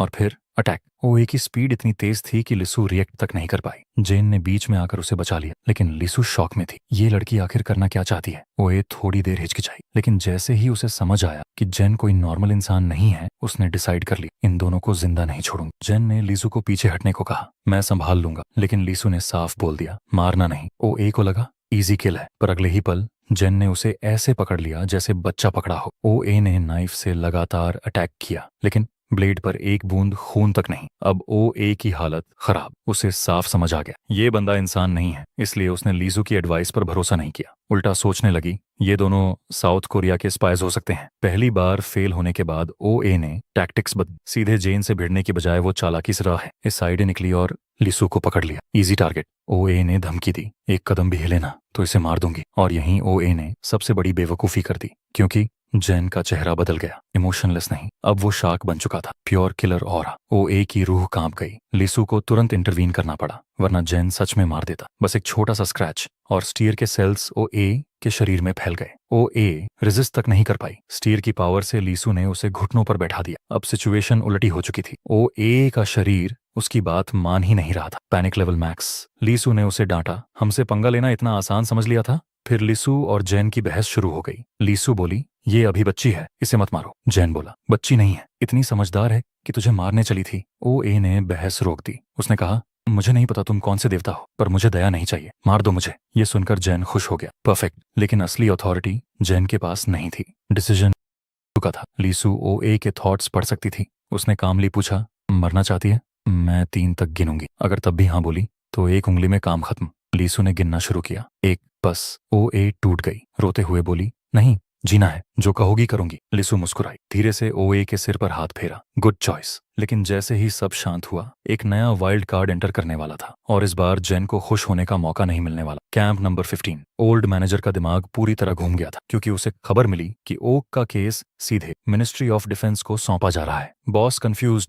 भाई ये लड़की है या क्लासिफाइड वेपन? तभी सबॉर्डिनेट ने असली खेल खोल दिया। बोला, सर मामला ओक की उस मिशन से जुड़ा है जब वो अब भी आर्मी में थी, और यहीं पता चलता है कि ओक कोई नॉर्मल लड़की नहीं थी। बचपन से मिलिट्री में, रूल्स तोड़े, सीधा जेल। फिर एक दिन खबर आई, उसकी माँ बहुत सीरियस हालत में है। ओक ने सिस्टम को मिडिल फिंगर दिखाया और माँ से मिलने भाग गई, लेकिन फेट ने फिर धोखा दे दिया। माँ मर चुकी थी। यहीं से ओक की जिंदगी और ज्यादा बर्बाद हो गई। जब ये सब लीसु ने सुना तो वो जेन्युइनली क्यूरियस हो गई। इतनी कम उम्र में ऐसी कौन सी गलती की डिटेंशन कैंप? ओक ने सच बताया, अरेस्ट होने से पहले उसकी मिशन थी एक इंपॉर्टेंट चाइनीज साइंटिस्ट की प्रोटेक्शन। लेकिन ट्विस्ट ये था, जिस साइंटिस्ट को वो बचा रही थी वो नेशनल सीक्रेट्स लीक कर चुका था, और ओक साइलेंस मेंटेन करने का स्केपगोट बना दी गई। फिर आया असली बॉम्ब, माउंट बेगडू वॉल्केनो। ओक ने बताया कि वॉल्केनो के इरप्शन साइकिल्स पहले भी हुए हैं, ये कोई नई बात नहीं। लेकिन इस साल मेजर इरप्शन कंफर्म था, और ये बात नेशनल सीक्रेट थी। ओक को पता चल गया, और बस यहीं उसकी किस्मत खराब हो गई। लेकिन फिलहाल जेन और लीसु को इससे कोई फर्क नहीं पड़ता, क्योंकि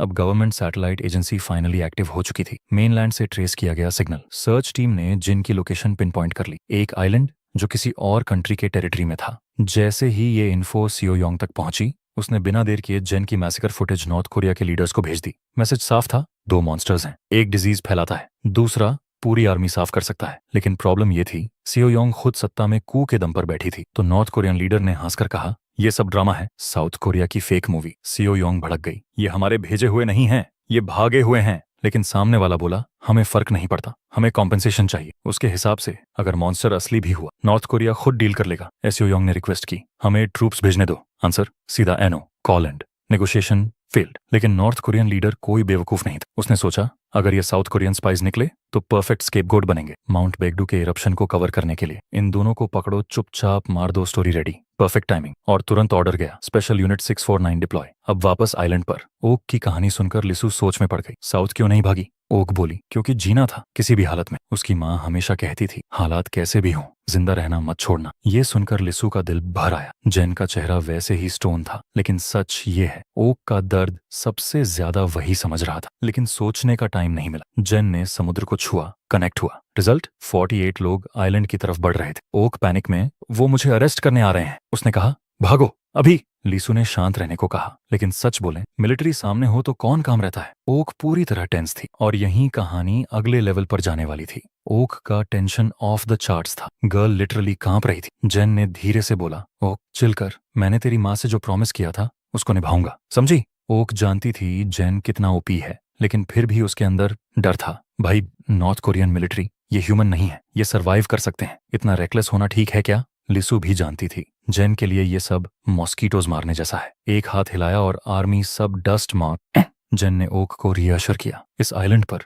दुनिया में कोई भी ओक को मार नहीं सकता। ओक वाइड आई थी। व्हाट। लेकिन नेक्स्ट लेवल ट्विस्ट। बस 1 महीने बाद ही ये अननेम्ड आइलैंड बन गया एग्जीक्यूशन आइलैंड, ब्लड आइलैंड, और दुनिया भर में बन गया कंट्रोवर्सी का सेंटर। वॉर आउटब्रेक से पहले लिसु को ये सब पसंद नहीं था। पता था जेन को चॉइस नहीं थी। उसके लिए अब बस 2 चीजें मायने रखती थी। एक, लीसु की सेफ्टी, 2, ओक की सर्वाइवल। अगर कोई थ्रेट आया, जेन को किल करना पड़ा। लीसु की रिएक्शन 0 थी। जेन कैजुअली अपने कप ऑफ टी के साथ मैसेकर कर रहा था। अरे चिल, थोड़ा टी सिप कर लेते हैं, फिर आर्मी वाइप आउट करेंगे। North Korean leader suddenly alert हुआ। Unit 649 completely fail. Mission destroy South Korean spies. Result 100% dead. Leader panic में सर्वाइविंग सोल्जर से मिला। सोल्जर बोला, सर वो मॉन्स्टर असली था। आइलैंड पर पहुंचते ही जेन ने सी को टच किया और boom, whirlpools everywhere, army literally drown. Oak equals, ये क्या ट्रिक्स है भाई। जेन का फेस काम, जैसे कुछ हुआ ही ना। Lisu chill. Oak equals speechless. Jen ने सिर्फ पानी को टच किया और एनिमी आर्मी को न्यूट्रल कर दिया। Army gone. Leader equals rethink strategy, deploy air force. Lisu ने तुरंत इन्फो रिले किया, इन्फेक्टेड नेटवर्क के through. Jen, aerial attack coming. Oak equals, हम डूम्ड हैं, फायर एवरीवेयर, कोई सरवाइव नहीं कर पाएगा। लेकिन रियलिटी, बर्ड्स भी एस्केप नहीं कर पाए। जेन ब्लिंक में एलीट आर्मी वाइप आउट कर दिया। ओक बराबर mind blown. North Korea finally समझ गया। साउथ कोरिया का वीडियो 100% लेजिट। लीडर स्टबन था, को योंग से कोऑपरेट नहीं करूंगा, अब जेन को ड्रोन से मारूंगा। बायोकेमिकल, रेडियो एक्टिव वेपन्स सब रेडी। लीडर सोच रहा था, अब जीत मेरी, इजी। Reality check. जेन ने सिर्फ जॉ मूव किया, toxic substances tens of thousands of miles दूर भेज दिए। Lisu plus Oak equals military panic mode. Strong wind ने टॉक्सिक क्लाउड उनको ही घेर लिया। कैप्टन साइल्स लॉन्च करो, before action. Boom, Jen wipe out सब। North Korea equals complete failure, सब कंट्रोल से बाहर। अब लीडर के पास बस एक ही ऑप्शन बचा, चाइना मिलिट्री। बन चुके थे कि अगर दुश्मन ने 1 सेकंड भी ब्रेक नहीं लिया तो जिन के लिए अपनी बेस्ट फ्रेंड जेन को बचाना लगभग नामुमकिन हो जाता। यही वजह थी कि लिसु ने आखिरी दांव चला, मच्छरों के जरिए वायरस भेजने का। प्लान ये था कि वायरस फैलेगा, लोग इन्फेक्ट होंगे और सिचुएशन कंट्रोल में आ जाएगी। लेकिन किस्मत ने कहा, भाई ऐसा है आज नहीं। लिसु को पहले से डर था और वही हुआ। उसकी पावर डायरेक्ट घुसपैठ तो कर सकती थी, लेकिन जैसे जैसे दूरी बढ़ती गई उसका कंट्रोल ढीला पड़ता गया। नतीजा, मच्छर तो उड़ गए पर वायरस फैल ही नहीं पा। पूरा प्लान धड़ाम। अब कैमरा घूमता है नामलेस आइलैंड की तरफ। नॉर्थ कोरियन मिलिट्री का एक ही एजेंडा था, जिन, लीसु और ओका को मिटा दो, क्योंकि अगर ये लोग जिंदा रहे तो बीयू माउंटेन वोल्केनो एक्सप्लोजन का सच बाहर आ जाएगा। और भाई, सरकारों को सच से ज्यादा किसी चीज से डर नहीं लगता। स्टीर और लिसु दोनों को लगने लगा कि अगर जिन यूं ही लड़ता रहा तो लाशें गिरती जाएंगी। पर असली बात ये थी कि जिन कभी मारना ही नहीं चाहता था। वो लड़ रहा था क्योंकि वो बचाना चाहता था अपनी दोस्त जेन को, और यहाँ तक कि उन लोगों को भी जो उस पर हमला कर रहे थे। ये वही चीज है जो हीरो को भगवान बनाती है और इंसान को कमजोर। स्टीयर ने लिसु की इमोशनल कमजोरी का फायदा उठाया। उसने खुद को ऐसा दिखाया जैसे वो सू और जेन दोनों की परवाह करता हो, लेकिन अंदर से वो जानता था अगर यही चलता रहा तो बहुत लोग मरेंगे और जेन लगातार हो रहे ह्यूमन अटैक्स में टूट जाएगी। अब सीन शिफ्ट होता है। समंदर पर नॉर्थ कोरियन वॉरशिप्स ने गोले बरसाने शुरू कर दिए, ऊपर से फाइटर जेट्स की एयर स्ट्राइक्स, पूरा माइकल बे वाला सीन। लेकिन सच ये था कि ये सारे हथियार जेन का कुछ नहीं बिगाड़ सकते थे। हाँ, खतरा था तो सिर्फ ओका और लिसु को, और असली लड़ाई यही थी, लड़ते हुए अपने अपनों को बचाना। जिनको पीछे हटना पड़ा, उसने ओका और लिसु को उठाया और हवा में ले गया ताकि शेलिंग से बचा सके। लेकिन यही चीज जिनको अंदर से खा रही थी, क्योंकि अपनों को ढाल बनाकर लड़ना खुद से लड़ने से कहीं ज्यादा थकाने वाला होता है। और जिन ये बात अच्छे से जानता था, अगर ये ऐसे ही चलता रहा तो एक दिन उसका भी लिमिट टूट जाएगा और उस दिन हालात बहुत खराब होंगे। अब कहानी का दूसरा फ्रंट खुलता है। ड्रैगन ऑफ एशिया कहलाने वाला देश, उस देश के लीडर को पड़ोसी मुल्क से जिन की फुटेज मिलती है। सब कंफर्म हो जाता है, नेमलेस आइलैंड खून के समंदर में बदल चुका है। लीडर सब कुछ अपनी आंखों से देखता है, फिर भी उसे यकीन नहीं होता। इतना बड़ा राक्षस एक इंसान। फिर वो ऑर्डर देता है, इस फुटेज को पूरी दुनिया में दिखाओ, जिन को अर्थ के लिए खतरा बनाकर पेश करो। और रेजोल्यूशन, वो संभालेगा पीपल्स रिपब्लिक ऑफ चाइना। वापस नेमलेस आइलैंड, लड़ाई रुकने का नाम ही नहीं ले रही। आसमान में अनगिनत फाइटर जेट्स, समंदर में हेवी क्लास बैटलशिप्स, पूरा ह्यूमैनिटी वर्सेस जिन का मैच। ओके और लीसू सीधे लड़ नहीं रहे थे, लेकिन उनके दिल बैठते जा रहे थे, क्योंकि अगर जिन यूं ही लड़ता रहा तो चाहे वो कितना भी स्ट्रांग क्यों ना हो, सब कुछ खत्म हो सकता है। से ही ये लड़ाई अनफेयर थी, एक जिन और सामने पूरी ह्यूमैनिटी। और जिन भी ये बात जानता था, पर फिर भी वो रुका नहीं, क्योंकि कुछ लोग जीतने के लिए नहीं लड़ते, कुछ लोग सिर्फ इसलिए लड़ते हैं ताकि कल कोई और ना मरे। और यही चीज जिन को हीरो बनाती है, भले ही दुनिया उसे मॉन्स्टर क्यों ना कहे। भाई सच्चाई ये है कि इंसान आज तक इस धरती पर लीडर ऑफ ऑल क्रीचर्स बना हुआ है, तो उसका कारण कोई भगवान नहीं है, कारण है हथियार, भाषा और लिखाई। और उससे भी बड़ी बात, इंसान जब से पैदा हुआ है ना, तब से वो इस ग्रह का सबसे ज्यादा हरामी प्राणी रहा है। सारे जानवर मिला लो तब भी इंसान जितना विकेट नहीं बन पाएंगे। लेकिन असली वजह यह थी कि धरती के बाकी प्राणियों के दिल में इंसानों के लिए नफरत ही नहीं थी, वो लड़ना नहीं चाहते थे, वो चुप थे। पर अब अगर इंसान जिन को कोने में धकेलने की कोशिश करेगा तो जिन भी जवाब देगा, और वो जवाब होगा नेचर का गुस्सा। और यकीन मानो, कुदरत की नफरत बहुत डरावनी होती है। पीछे से स्टीयर जैन के कान में जहर घोलता जा रहा। वो बोलता है, अगर यही चलता रहा तो जैन को लीसू को बचाने के लिए हजारों लोगों का लॉग आउट बटन दबाना पड़ेगा। ये बातें लीसू की आत्मा तक हिला देती हैं। जैन समझ जाता है, अब सॉफ्ट खेलने का टाइम खत्म, अब गेम होगा हार्ड बॉल। जैन बिना एक शब्द बोले अपना हाथ आगे बढ़ाता है और ऑल क्रीचर्स को कॉल देता है। बस फिर क्या, सबसे पहले आए पंछी, वही पंछी जिन्होंने कभी आसमान पर राज किया था जब तक इंसानों ने उनसे वो छीना नहीं। फिर पानी के नीचे जैन की आवाज सुनते ही छोटे बड़े हर साइज के जीव एक साथ आगे बढ़ने लगते हैं। आसमान से लेकर गहरे समुद्र तक सब जिन के साथ खड़े हो जाते हैं। और जैसे ही जिन अटैक का इशारा करता है, स्काई हो या सी, सारे जीव सीधे दुश्मन पर टूट पड़ते हैं। कोई मर्सी नहीं, कोई हेजिटेशन नहीं। इस पल ह्यूमैनिटी को वो गुस्सा झेलना पड़ता है जिसका उन्होंने कभी सामना ही नहीं किया था। अब कहानी थोड़ी पीछे जाती है। जब जिन बच्चा था, वो मोहल्ले के बच्चों को साथ खेलते देखता था और अंदर ही अंदर खोया हुआ महसूस करता था। दिल चाहता था शामिल होने, लेकिन जुबान साथ नहीं देती थी। उसकी माँ युंगशिन सब समझ जाती थी। एक माँ को बताने की जरूरत नहीं पड़ती। वो जिन के पास बैठती है,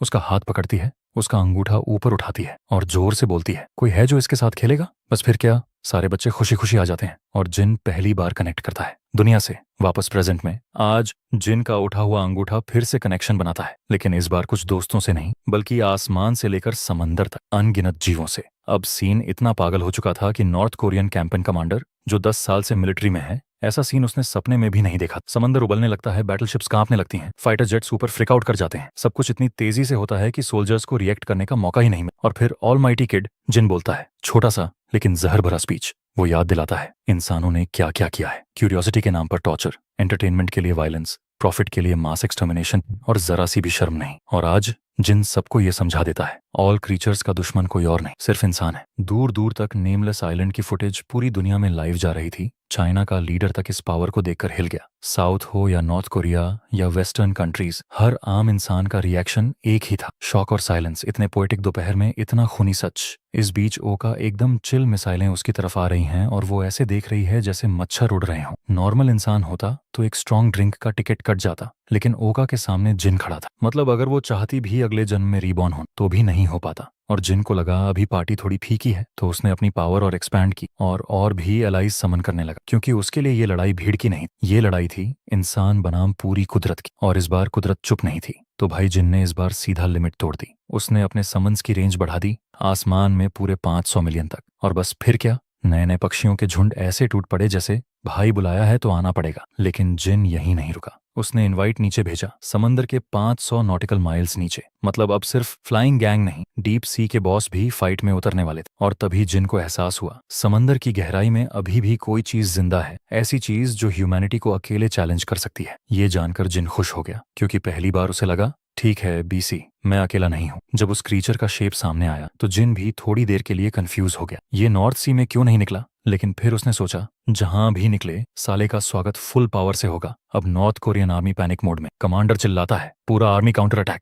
लेकिन काउंटर अटैक से पहले ही उसकी आंखों के सामने नॉर्थ सी की लेजेंड्स वाला मॉन्स्टर खड़ा था। ऐसा क्रिएचर जिसे देखकर सीधा एंसेस्टर्स याद आ जाए। भागने का मन किया, पर चारों तरफ हालात पहले ही चूतिया हो चुके थे। अब 500 छोटे भाई क्रैकन के साथ ब्लड बैथ खेलने वाले थे। शिप्स, प्लेन्स सब कैंसिल। अब डायरेक्ट टिकट था पूर्वजों से मिलने का। क्रैकन का मैसेकर लाइव ब्रॉडकास्ट हुआ, पूरी दुनिया ने देखा। और उसी पल से जिन को ह्यूमैनिटी का थ्रेट घोषित कर दिया गया। लेकिन जिन को इससे फर्क नहीं पड़ा। उसके हिसाब से इंसान हमेशा यही गलती करते हैं, उन्हें लगता है कि उन्हें सब कुछ पता है, और जिन ने आज यही लेसन देना चाहा, तुम्हें कुछ भी नहीं पता। असल में इंसान इसलिए डेंजरस लगते हैं क्योंकि वो बेवकूफ हैं, और ये लेसन धरती की फूड चेन के टॉप क्रीचर यानी इंसान के लिए था। दुनिया भर में लोग जिनको अर्थ का वॉकिंग अपोकलिप्स कहने लगे। इधर दूर कहीं डू अपनी कैफे में नॉर्मल लाइफ जी रही थी, लेकिन दिल अब भी दोस्तों के साथ था, हर पल उनकी सेफ्टी की दुआ। अब यूएन हेडक्वार्टर्स में हड़कंप मिस सियो योंग को लेटर भेजा गया, इस ब्लडी बैटलफील्ड का नाम रखो। थोड़ा सोचने के बाद सियो योंग ने बोला, अब ये नेमलेस नहीं रहेगा। नाम पड़ा रेड आइलैंड,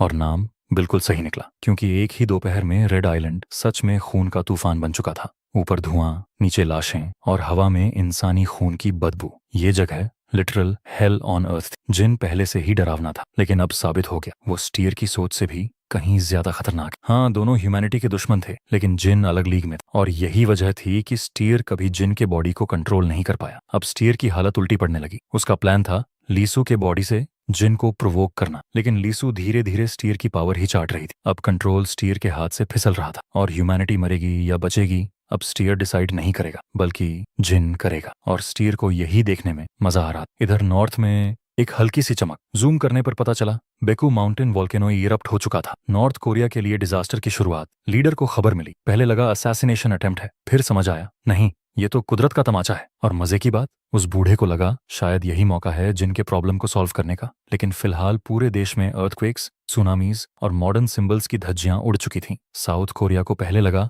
हम सेफ हैं, पर रियलिटी ने बोला होल्ड माई बियर। एक्सपर्ट्स बोले ये सुपर वॉल्केनो लेवल का इरप्शन है, डैमेज एस्टिमेट 5 ट्रिलियन वॉन, और ऐश का रास्ता इनिशियली जापान की तरफ था, लेकिन जिन के विंड रिटेलिएशन ने डायरेक्शन बदल दी। अब ऐश सीधा सोल की तरफ। मीटिंग में बैठे पॉलिटिशियंस के चेहरे उड़ गए। अब सिचुएशन पहले से 10 गुना ज्यादा खराब। वापस एक्स आइलैंड। रात होते ही बैटल खत्म। लिसु नींद से उठती है, लेकिन सामने बैटलफील्ड नहीं था। उसे पता चलता है नॉर्थ का अटैक रुक गया है, पर असली शॉक बाद में लगता है। बेकू इरप्शन की वजह से लाखों लोग स्ट्रगल कर रहे हैं और कई मर चुके हैं। ओका सो रही। लिसु समझ गई, उसकी प्रोफेसी सच हो चुकी है। ऐश स्टॉर्म उनकी तरफ आ रहा था। लिसु जिन को बुलाती है, हमें ले चलो, लेकिन जिन पहले से सब प्लान कर चुका था। ऐश एक्स आइलैंड नहीं आएगी, टारगेट है सोल। क्रैकन से बात करने के बाद जिन ओका को उठाता है। ओका शॉक में, हम सोल जा रहे हैं। जिन सी पावर यूज करता है, लेकिन रिस्पॉन्स जीरो। बर्ड्स को कॉल करता है, वहां भी जीरो। पावर फेड हो रही। स्टीयर ये सब नोटिस कर रहा था, और तभी लीसू का दिमाग पूरी तरह स्टीयर वायरस के कंट्रोल में चला जाता है। स्टीयर समझ जाता है जिन ने अपनी रीजन फॉर एग्जिस्टेंस खो दी है, अब वो सिर्फ एक ह्यूमन है। स्टीयर अटैक करता है। जिन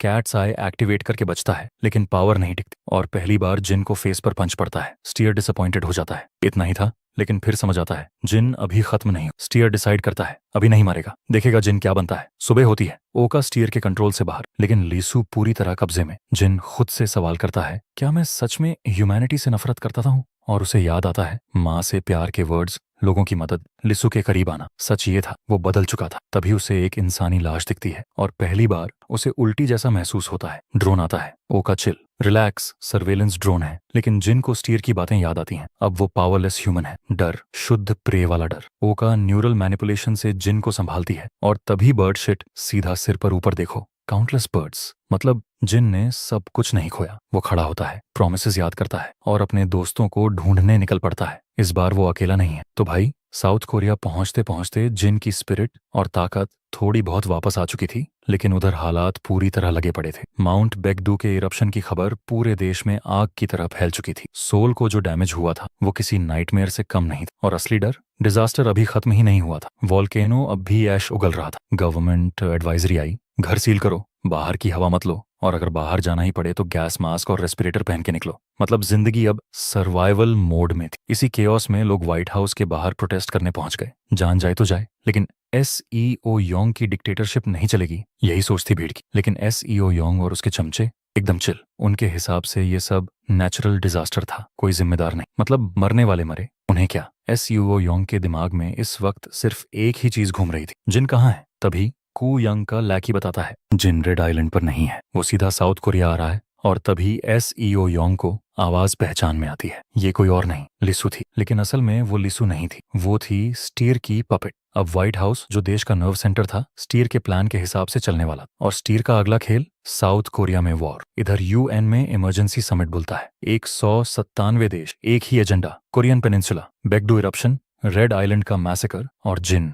एक ऐसा क्रीचर जो किसी लॉजिक में फिट नहीं बैठता। साउथ कोरिया ने इंटरनेशनल यूनियन से विथड्रॉ करके नॉर्थ पर इन्वेजन डिक्लेयर कर दिया। चाइना, जो नॉर्थ कोरिया का एलाई था, सीधा धमकी देता है, अगर अटैक किया तो हम भी घुसेंगे। दुनिया की हालत टाइट हो जाती है। कई पॉलिटिशियंस को शक था साउथ कोरिया अब स्टीयर के कंट्रोल में है, लेकिन रेड आइलैंड की फुटेज देखकर कोई भी जिन को इग्नोर नहीं कर सकता था, इसलिए वोट कराया गया। रिजल्ट 180 देश अग्री। अगर साउथ कोरिया ने 38 पैरेलल क्रॉस किया तो इंटरनेशनल फोर्सेस साउथ कोरिया के खिलाफ उतरेंगी, वर्ल्ड पीस के नाम पर। एटमॉस्फेयर और डार्क हो गया। अफवाहें फैलने लगीं, यूनियन ट्रूप्स कोस्टल बॉर्डर्स पर जमा हो रहे हैं। प्रोटेस्टर्स डर गए, लेकिन फिर भी उम्मीद थी एसईओ योंग इतनी पागल नहीं होगी। लेकिन भाई, वो पागल निकली। एसईओ योंग ने अटैक ऑर्डर दे दिया और दूसरी तरफ स्टीयर, जो इंटरनेशनल यूनियन की चेयर पकड़ के बैठा था, उसने पूरे सिस्टम को साउथ कोरिया को चलने का सिग्नल दे दिया और फिर आसमान से गोले बरसने लगे। साउथ कोरिया ने अपने इतिहास की सबसे भयानक तबाही देखी। इस सीन में सबसे ज्यादा खुश था स्टीयर। हंस रहा था क्योंकि वॉर मतलब ह्यूमैनिटी का एनिहिलेशन,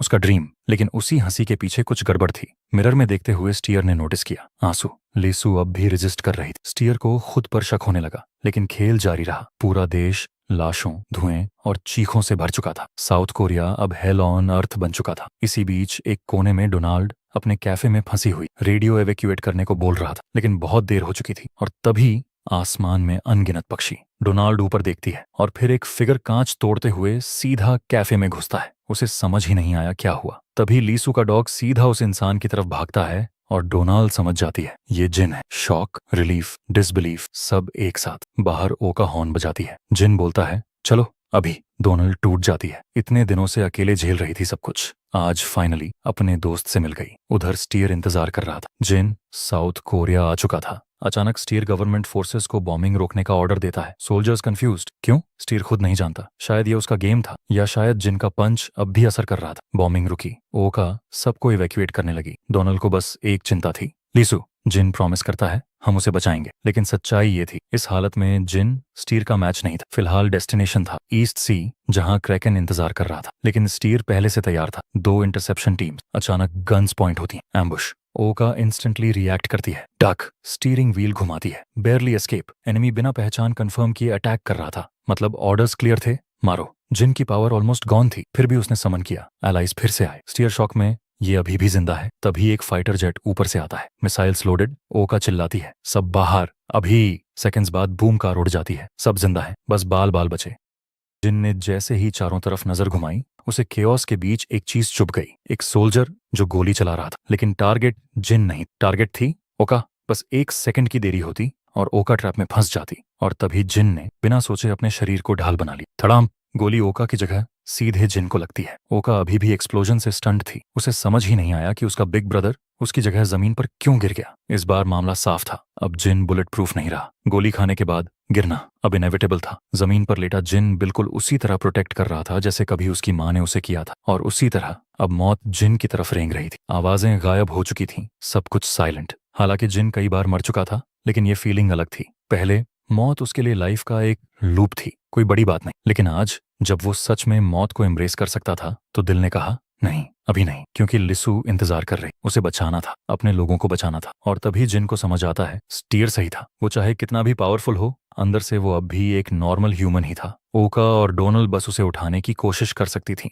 और कुछ नहीं। एनिमी अभी भी सामने था और दोनों साइड्स की ताकत सीमित। जिन रेजिस्ट नहीं कर पाया। उसे घसीट कर ले जाया गया। सोल्जर्स ने पास आकर चेक किया। जब उसे खून में मोशनलेस देखा तो उन्हें राहत मिली। मर गया। डोनाल्ड ये देखकर टूट जाती है। जिस दोस्त को उसने पहाड़ की तरह मजबूत देखा था, आज वही खून में पड़ा था। वो रो पड़ी दिल से। उधर स्टीयर सेटिस्फाइड था। उसके हिसाब से अब रास्ते का कांटा हट चुका था। लेकिन हर बार की तरह कुछ गड़बड़ हो गई। स्टीयर ने देखा लीसू रो रही है। ये देखकर स्टीयर फिर से अनईजी हो गया। इधर जिन की बॉडी कॉफिन में डाल दी जाती है। ओका बस देखती रह जाती है। सबको लगता है खेल खत्म, लेकिन असलियत ये थी जिन मरा नहीं था। वो बस डेथ के थ्रेशोल्ड पर था। उसके दिमाग में अरबों सालों की आवाजें गूंज रही थी, प्रिमिटिव क्रीचर्स से लेकर आज के ह्यूमंस तक। एक सवाल बार बार लौट रहा था, मुझे ये ताकत क्यों मिली और अब क्यों जा रही है। वो खुद नहीं जानता था कि वो असल में है क्या। स्टीयर और जिन दोनों ह्यूमैनिटी के जज थे, लेकिन फर्क ये था स्टीयर जजमेंट करता था, जिन बदला चाहता था। वो इंसानों से नफरत करता था, लेकिन उसने ये भी देखा था कि हर इंसान गंदा नहीं। उसकी माँ, हंटर्स, ओका, डोनाल्ड और सबसे ज्यादा लीसू। पहली बार जिन ने इंसान की तरह जिया। डर, कमजोरी, प्यार सब महसूस किया और तभी उसे आंसर मिल गया। ये साइकिल, यही उसका मकसद था। और उसी पल जिन वापस लौट आया। कॉफिन से एक फेमिलियर पावर फूट पड़ी। सोल्जर्स शॉक में, ओका खुश। डोनल की आंखों से आंसू बह रहे थे, लेकिन अब वो खुशी के थे। जिन वापस आ चुका था और इस बार पहले से भी ज्यादा मजबूत। स्टीयर को झटका लगा। उसका एकमात्र डर फिर से सामने खड़ा था। इस लाइफटाइम में स्टीयर का असली दुश्मन सिर्फ जिन था और इसीलिए ये नाइटमेयर खत्म करना जरूरी था। स्टीयर ने तुरंत ऑर्डर दिया, पूरी बटालियन फायर करो। और जिन अब अकेला खड़ा था पूरी बटालियन के सामने। तो सीन ये था भाई, सारे सोल्जर्स अपनी बंदूकें ताने खड़े थे जिन की तरफ। डोनाल और ओका का दिल लिटरली मुंह में आ गया था। लेकिन एक बात याद रखो, एक ही नदी में कोई दो बार नहीं नहा। गोली बरस रही थी बारिश की तरह, लेकिन जिन का चेहरा एकदम शांत, ना गुस्सा ना पैनिक। क्योंकि जो लोग उस पर गोली चला रहे थे वो दुश्मन नहीं थे, वो इनोसेंट थे। उन्हीं में कुछ वो सोल्जर भी थे जिन्हें कभी जिन ने खुद कमांड किया था। जिन को लगता था कि उसे जज करने का हक है और यही सोच उसके एक्शंस को जस्टिफाई करती थी। लेकिन अंदर से जिन बस माफी मांगना चाहता था, क्योंकि सच ये था कि अपने दोस्तों को बचाने के लिए उसे उन लोगों को चोट पहुंचानी पड़ रही थी जिन्हें वो जानता भी नहीं। और यही जिन का जवाब था स्टीयर को, कि वो और स्टीयर एक जैसे नहीं है, बिल्कुल नहीं। बैटलफील्ड पर सड़कें टूट चुकी थीं, जमीन फट चुकी थी, लेकिन एक भी सोल्जर मरा नहीं। जिन की खून से सनी पीठ देखकर डोनल और ओका को थोड़ी राहत मिली। मतलब रिबेलियस बच्चा वापस आ चुका था। लेकिन जिन जानता था अब टाइम कम है। ये उसकी फाइनल बैटल थी लिसू को बचाने की, क्योंकि स्टीयर और जिन की जंग टालने वाली नहीं। स्टीयर ह्यूमैनिटी को मिटाना चाहता था, जिन नहीं। हजारों साल देख चुकी आंखों से जिन ने दुनिया को समझा था, ये दुनिया बैलेंस से चलती है, एक चमत्कार की तरह। ह्यूमंस ने उस बैलेंस को तोड़ा और जिन सोचता था कि उसे वो गलती सुधारनी है। लेकिन अब उसे सच्चाई समझ आ गई थी, गलती ह्यूमैनिटी नहीं थी, गलती जिन खुद था। जजमेंट, बैलेंस, डेस्टिनी, सब बकवास। अब उसके एग्जिस्टेंस की सिर्फ एक वजह थी, लिसू। माँ के बाद सबसे जरूरी इंसान। उधर स्टीयर के लिए जिन एक कांटा था और स्टीयर की बेचैनी सिर्फ जिन की मौत से ही खत्म हो सकती थी। चारों तरफ आर्टिलरी, आसमान में फाइटर जेट्स, लेकिन जिन ने ठान लिया था खून बहेगा लेकिन वादा नहीं टूटेगा। उसने बस एक माफी भेजी उन सबको जो उस पर हमला कर रहे, और फिर धड़ाम, एक सीधी लाइन में उसकी ताकत स्वीप हो गई। आसमान में जेट फटे, टैंक जमीन चाटने लगे। साउथ कोरियन एचक्यू में हड़कंप मच गया। डोंगतन डिफेंस लाइन पूरी तरह टूट चुकी थी। कमांडर को समझ आ गया कुछ बहुत गड़बड़ है, जिन ने ब्रीच कर लिया है। और स्टीर, वो और ज्यादा चिढ़ गया। सोल की तरफ जिन अनस्टॉपेबल था। हथियार, नंबर्स कुछ मायने नहीं रखता था, बस हाथ उठाना होता और रास्ता साफ। एयरफोर्स भेजी गई, लेकिन इस बार स्टीर ने एक गंदी चाल चली। जेट्स को सीधे ओका की गाड़ी से टकराने का ऑर्डर। ओका और डोनल घबरा गई, लेकिन जिन ऊपर से आया सीधे जेट की तरफ। उसने खुद को कुर्बान किया ताकि पायलट की मजबूरी वाली सुसाइड रुक जाए। जेट रोका, पायलट बचा, लेकिन स्टीयर ने फिर चाल चली। 10 जेट्स एक साथ। अब जिन नहीं बचा सका सबको। और यही सबसे दर्दनाक बात, स्टीयर अब न्यूक्लियर वेपन्स तक सोचने लगा। उसे फर्क नहीं पड़ता था, वो खुद रेडिएशन से बना था और ऊपर से वो लीसू के बॉडी में था। जिन हमला भी नहीं कर सकता था। फाइनली ओका उन्हें सोल ले आई। लीसू इंतजार कर रही थी। जिन थक चुका था, लेकिन रुकेगा नहीं। जमीन पर सोल्जर्स चींटियों जैसे, आसमान में जेट्स। जिन ने फिर माफी मांगी और जमीन पर जोर से पैर मारा। भूकंप, मिट्टी और पत्थरों की शील्ड, इनोसेंट सोल्जर्स सुरक्षित। और फिर जिन बिजली की तरह आगे बढ़ा। अब सिर्फ एक ही चीज मायने रखती थी, लीसू। आखिरकार जिन और स्टीयर आमने सामने थे। 50 अरब साल पुरानी एग्जिस्टेंस और इंसानी लालच से बना मॉन्स्टर। पहले दोनों ह्यूमैनिटी के दुश्मन थे, अब जिन लड़ेगा लिसू के लिए, ह्यूमैनिटी के लिए और खुद के लिए। दोनों का होना एक गलती थी और इस लाइफ साइकिल के खत्म होने से पहले जिन ने ठान लिया था स्टीयर को मिटाना ही होगा। अब कहानी पहुंच चुकी थी धरती के दो सबसे खतरनाक, सबसे ओवरपावर्ड अस्तित्वों की सीधी टक्कर पर। यह कोई नॉर्मल फाइट नहीं थी भाई, ये ऐसी जंग थी जहां सिर्फ एक ही जिंदा बचेगा। सामने था स्टीयर और उसके सामने खड़ा था जिन। जिन बाहर से चाहे कितना भी काम दिख रहा हो, लेकिन अंदर से मौत का डर अब भी उसके हाथों को हल्का सा कांपा रहा था। फिर भी उसकी आंखों में एक ही फैसला था, आज स्टीयर का चैप्टर बंद। स्टीयर ने भी ये महसूस कर लिया और पहली बार वो भी हिचकिचाया। और तभी स्टीयर ने सबसे घटिया चाल चली। उसने लीसू के शरीर को ढाल बना लिया। और यहीं जिन ने वो बात एक्सेप्ट कर ली जिससे हर कोई डरता है, लीसू की मौत। लेकिन भाई,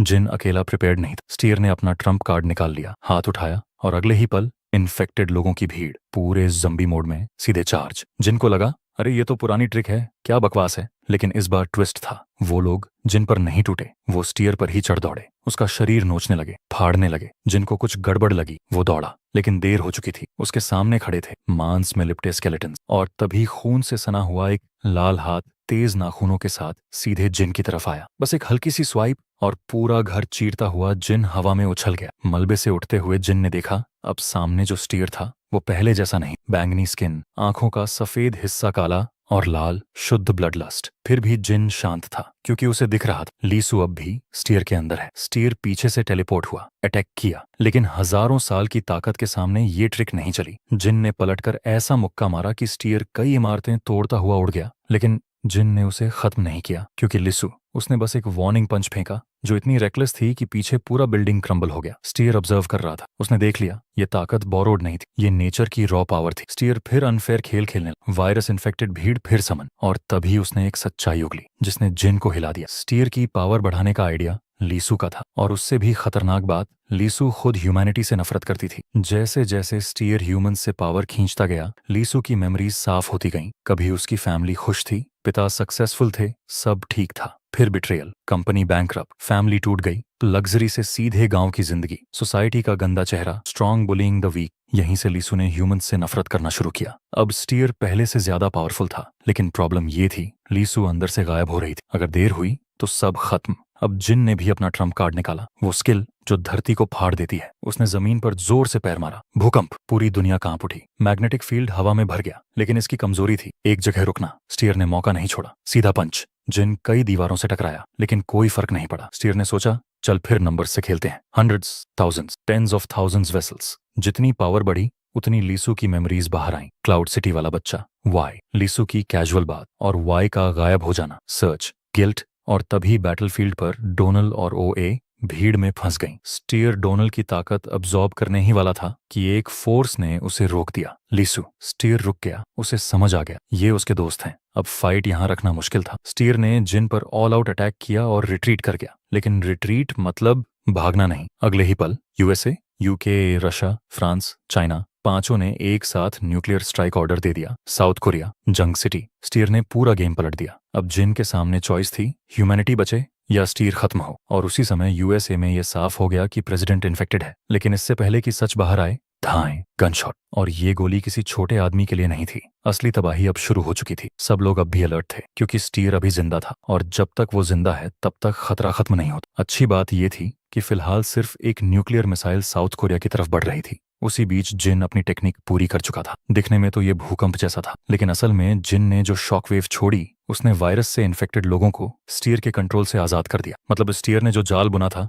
जिन ने उसी में आग लगा दी। अब मौका था। जिन बिजली की रफ्तार से स्टीयर की तरफ लपका, इतनी तेज कि स्टीयर को बस उसका आफ्टर इमेज दिखा। अगले ही पल जिन ने स्टीयर का मुंह पकड़ा और सीधे जमीन में ठोक दिया। धीरे धीरे स्टीयर की लाइफ फोर्स ड्रेन होने लगी। ये कोई नॉर्मल अटैक नहीं था भाई, ये था सुसाइड बैटल। या तो जिन बचेगा या स्टीयर। ताकत में स्टीयर जिन के सामने क्लास ही नहीं था, लेकिन स्टीयर की दिमागी चालाकी वो खतरनाक थी। जैसे जैसे जिन लाइफ फोर्स खींच रहा था, दुनिया भर की तबाही की इमेजेस साफ होने लगी, और तभी दिखा न्यूक्लियर बॉम्ब सीधे इन्हीं की तरफ। स्टीयर ने अपने लिए लाइफलाइन बना ली। अब जिन फंस चुका था। अगर वो स्टीयर को मारता तो लोग मरते, अगर बॉम्ब रोकता तो खुद एग्जॉस्ट हो जाता, और स्टीयर मौका मार लेता। ना आगे जा सकता था, ना पीछे हट सकता था। आखिर जिन ने फैसला किया, वो एटॉमिक बॉम्ब को रोकने गया। जिन और क्रेकन ईस्ट सी पहुंचे और स्टीयर को एक जगह बांध दिया। लेकिन जिन की एक बड़ी गलती थी, उसका घमंड। उसने बॉम्ब के खतरे को अंडर एस्टिमेट कर दिया। वो सीधे बॉम्ब पर चार्ज कर गया और पानी का एक विशाल कॉलम बनाकर न्यूक्लियर कोर को पेनेट्रेट करने की कोशिश की। लेकिन उसे बॉम्ब का मैकेनिज्म नहीं पता था। रोकने के बजाय उसने बॉम्ब को प्रीमेच्योरली डेटोनेट कर दिया। पूरा समंदर हिल गया। एक्सप्लोजन ने सब कुछ निकल लिया। क्रैकन ने टाइम पर आकर जिन को थोड़ा शील्ड किया, लेकिन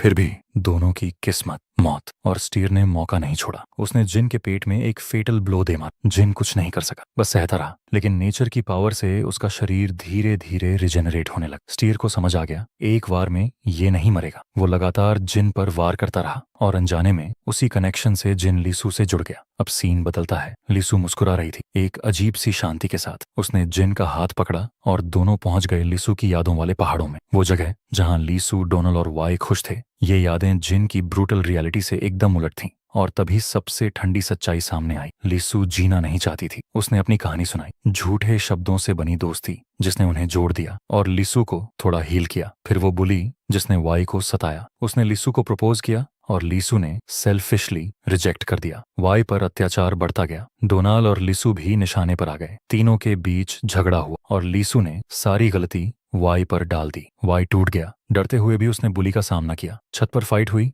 और वाई गिर गया। सबने उसे मर्डर कहा। लीसु ने खुद से सवाल किया, क्या मेरी भी गलती थी? लेकिन दुनिया नहीं बदली, बुराई जीतती रही। लीसु को लगा उसकी जिंदगी खत्म। तभी उसकी मुलाकात हुई एक एमनीजिया वाले लड़के से। जिन वाई की परछाई जिन में दिखती रही और लीसू के दिल में फॉरगिवनेस जन्म लेने लगा। अब बस यही कहना था उसे जिन से। वो थक चुकी थी, अब बोझ नहीं बनना चाहती थी। रियलिटी में लौटते हैं। स्टीयर के पंचेस लीसू के लिए रास्ता बन रहे थे ताकि वो अपनी बची हुई लाइफ फोर्स जिन को दे सके। बस उतनी सी ताकत जिन को मौत से वापस ले आई, लेकिन उसके दिल में एक गहरी उदासी रह गई। सीने पर हाथ रखकर जिन ने कसम खाई लीसू को निराश नहीं करेगा। उसने स्टीयर पर आसमान से गिरता हुआ पंच मारा, लेफ्ट राइट स्मूथ स्टेडी। लेकिन तभी स्टीयर को एहसास हुआ अब वो पैरासाइट बन चुका है। जिन के अंदर लीसू की सारी फीलिंग मेमोरीज भर गईं, जीने की चाह, एक ऐसी नोबिलिटी जो किसी में नहीं। दोनों फिर टकराए। हर पंच एक डिजास्टर। जिन समझ गया इंसान गलतियां करते हैं, गिरते हैं, लेकिन समाधान ढूंढते हैं। अब जिन के पास ताकत नहीं बची थी। स्टीयर ने अपना सबसे जबरदस्त वार सीधे जिन के दिल में उतार दिया। सब खत्म लगता था, लेकिन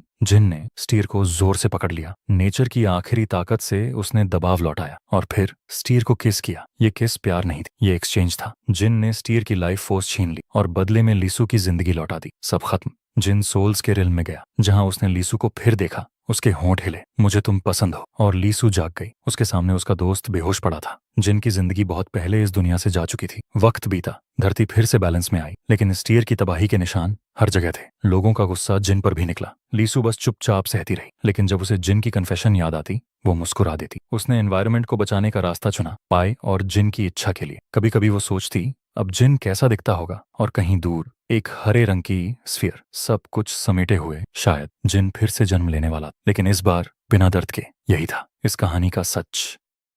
इंसानों की नहीं है, ये हर उस सांस की है जो चुपचाप जीना चाहती है। हर पेड़ जो बिना कुछ कहे हमें ऑक्सीजन देता है। हर जानवर जो बिना शिकायत अपना हिस्सा निभाता है। और हर वो जिंदगी जिसे हमने कभी महसूस ही नहीं किया। सबको जीने का पूरा हक है। अगर इंसान सच में खुद को सबसे समझदार मानता है तो सबसे पहले उसे दया सीखनी होगी, समझ सीखनी होगी और जिम्मेदारी निभानी होगी। क्योंकि ताकत से दुनिया जीती नहीं जाती, दुनिया बचाई जाती है। और अगर आज भी ये कहानी आपके दिल को थोड़ी सी भी छू गई हो, अगर कहीं ना कहीं आपको सोचने पर मजबूर कर गई हो, तो वीडियो को लाइक जरूर करना, अपनी राय कमेंट में लिखना और ऐसी कहानियों के लिए ओके डैडी चैनल को सब्सक्राइब करना मत भूलना। आपका एक लाइक हमारे लिए सिर्फ नंबर नहीं, बल्कि अगली कहानी लिखने की ताकत है। मैं मिलता हूँ एक नई कहानी के साथ, नए किरदार, नए जज्बात और भी ज्यादा दिल से। तब तक के लिए स्टे हैवी, स्टे सेफ और याद रखना जिंदगी सिर्फ हमारी नहीं है। Thanks for watching. Peace out.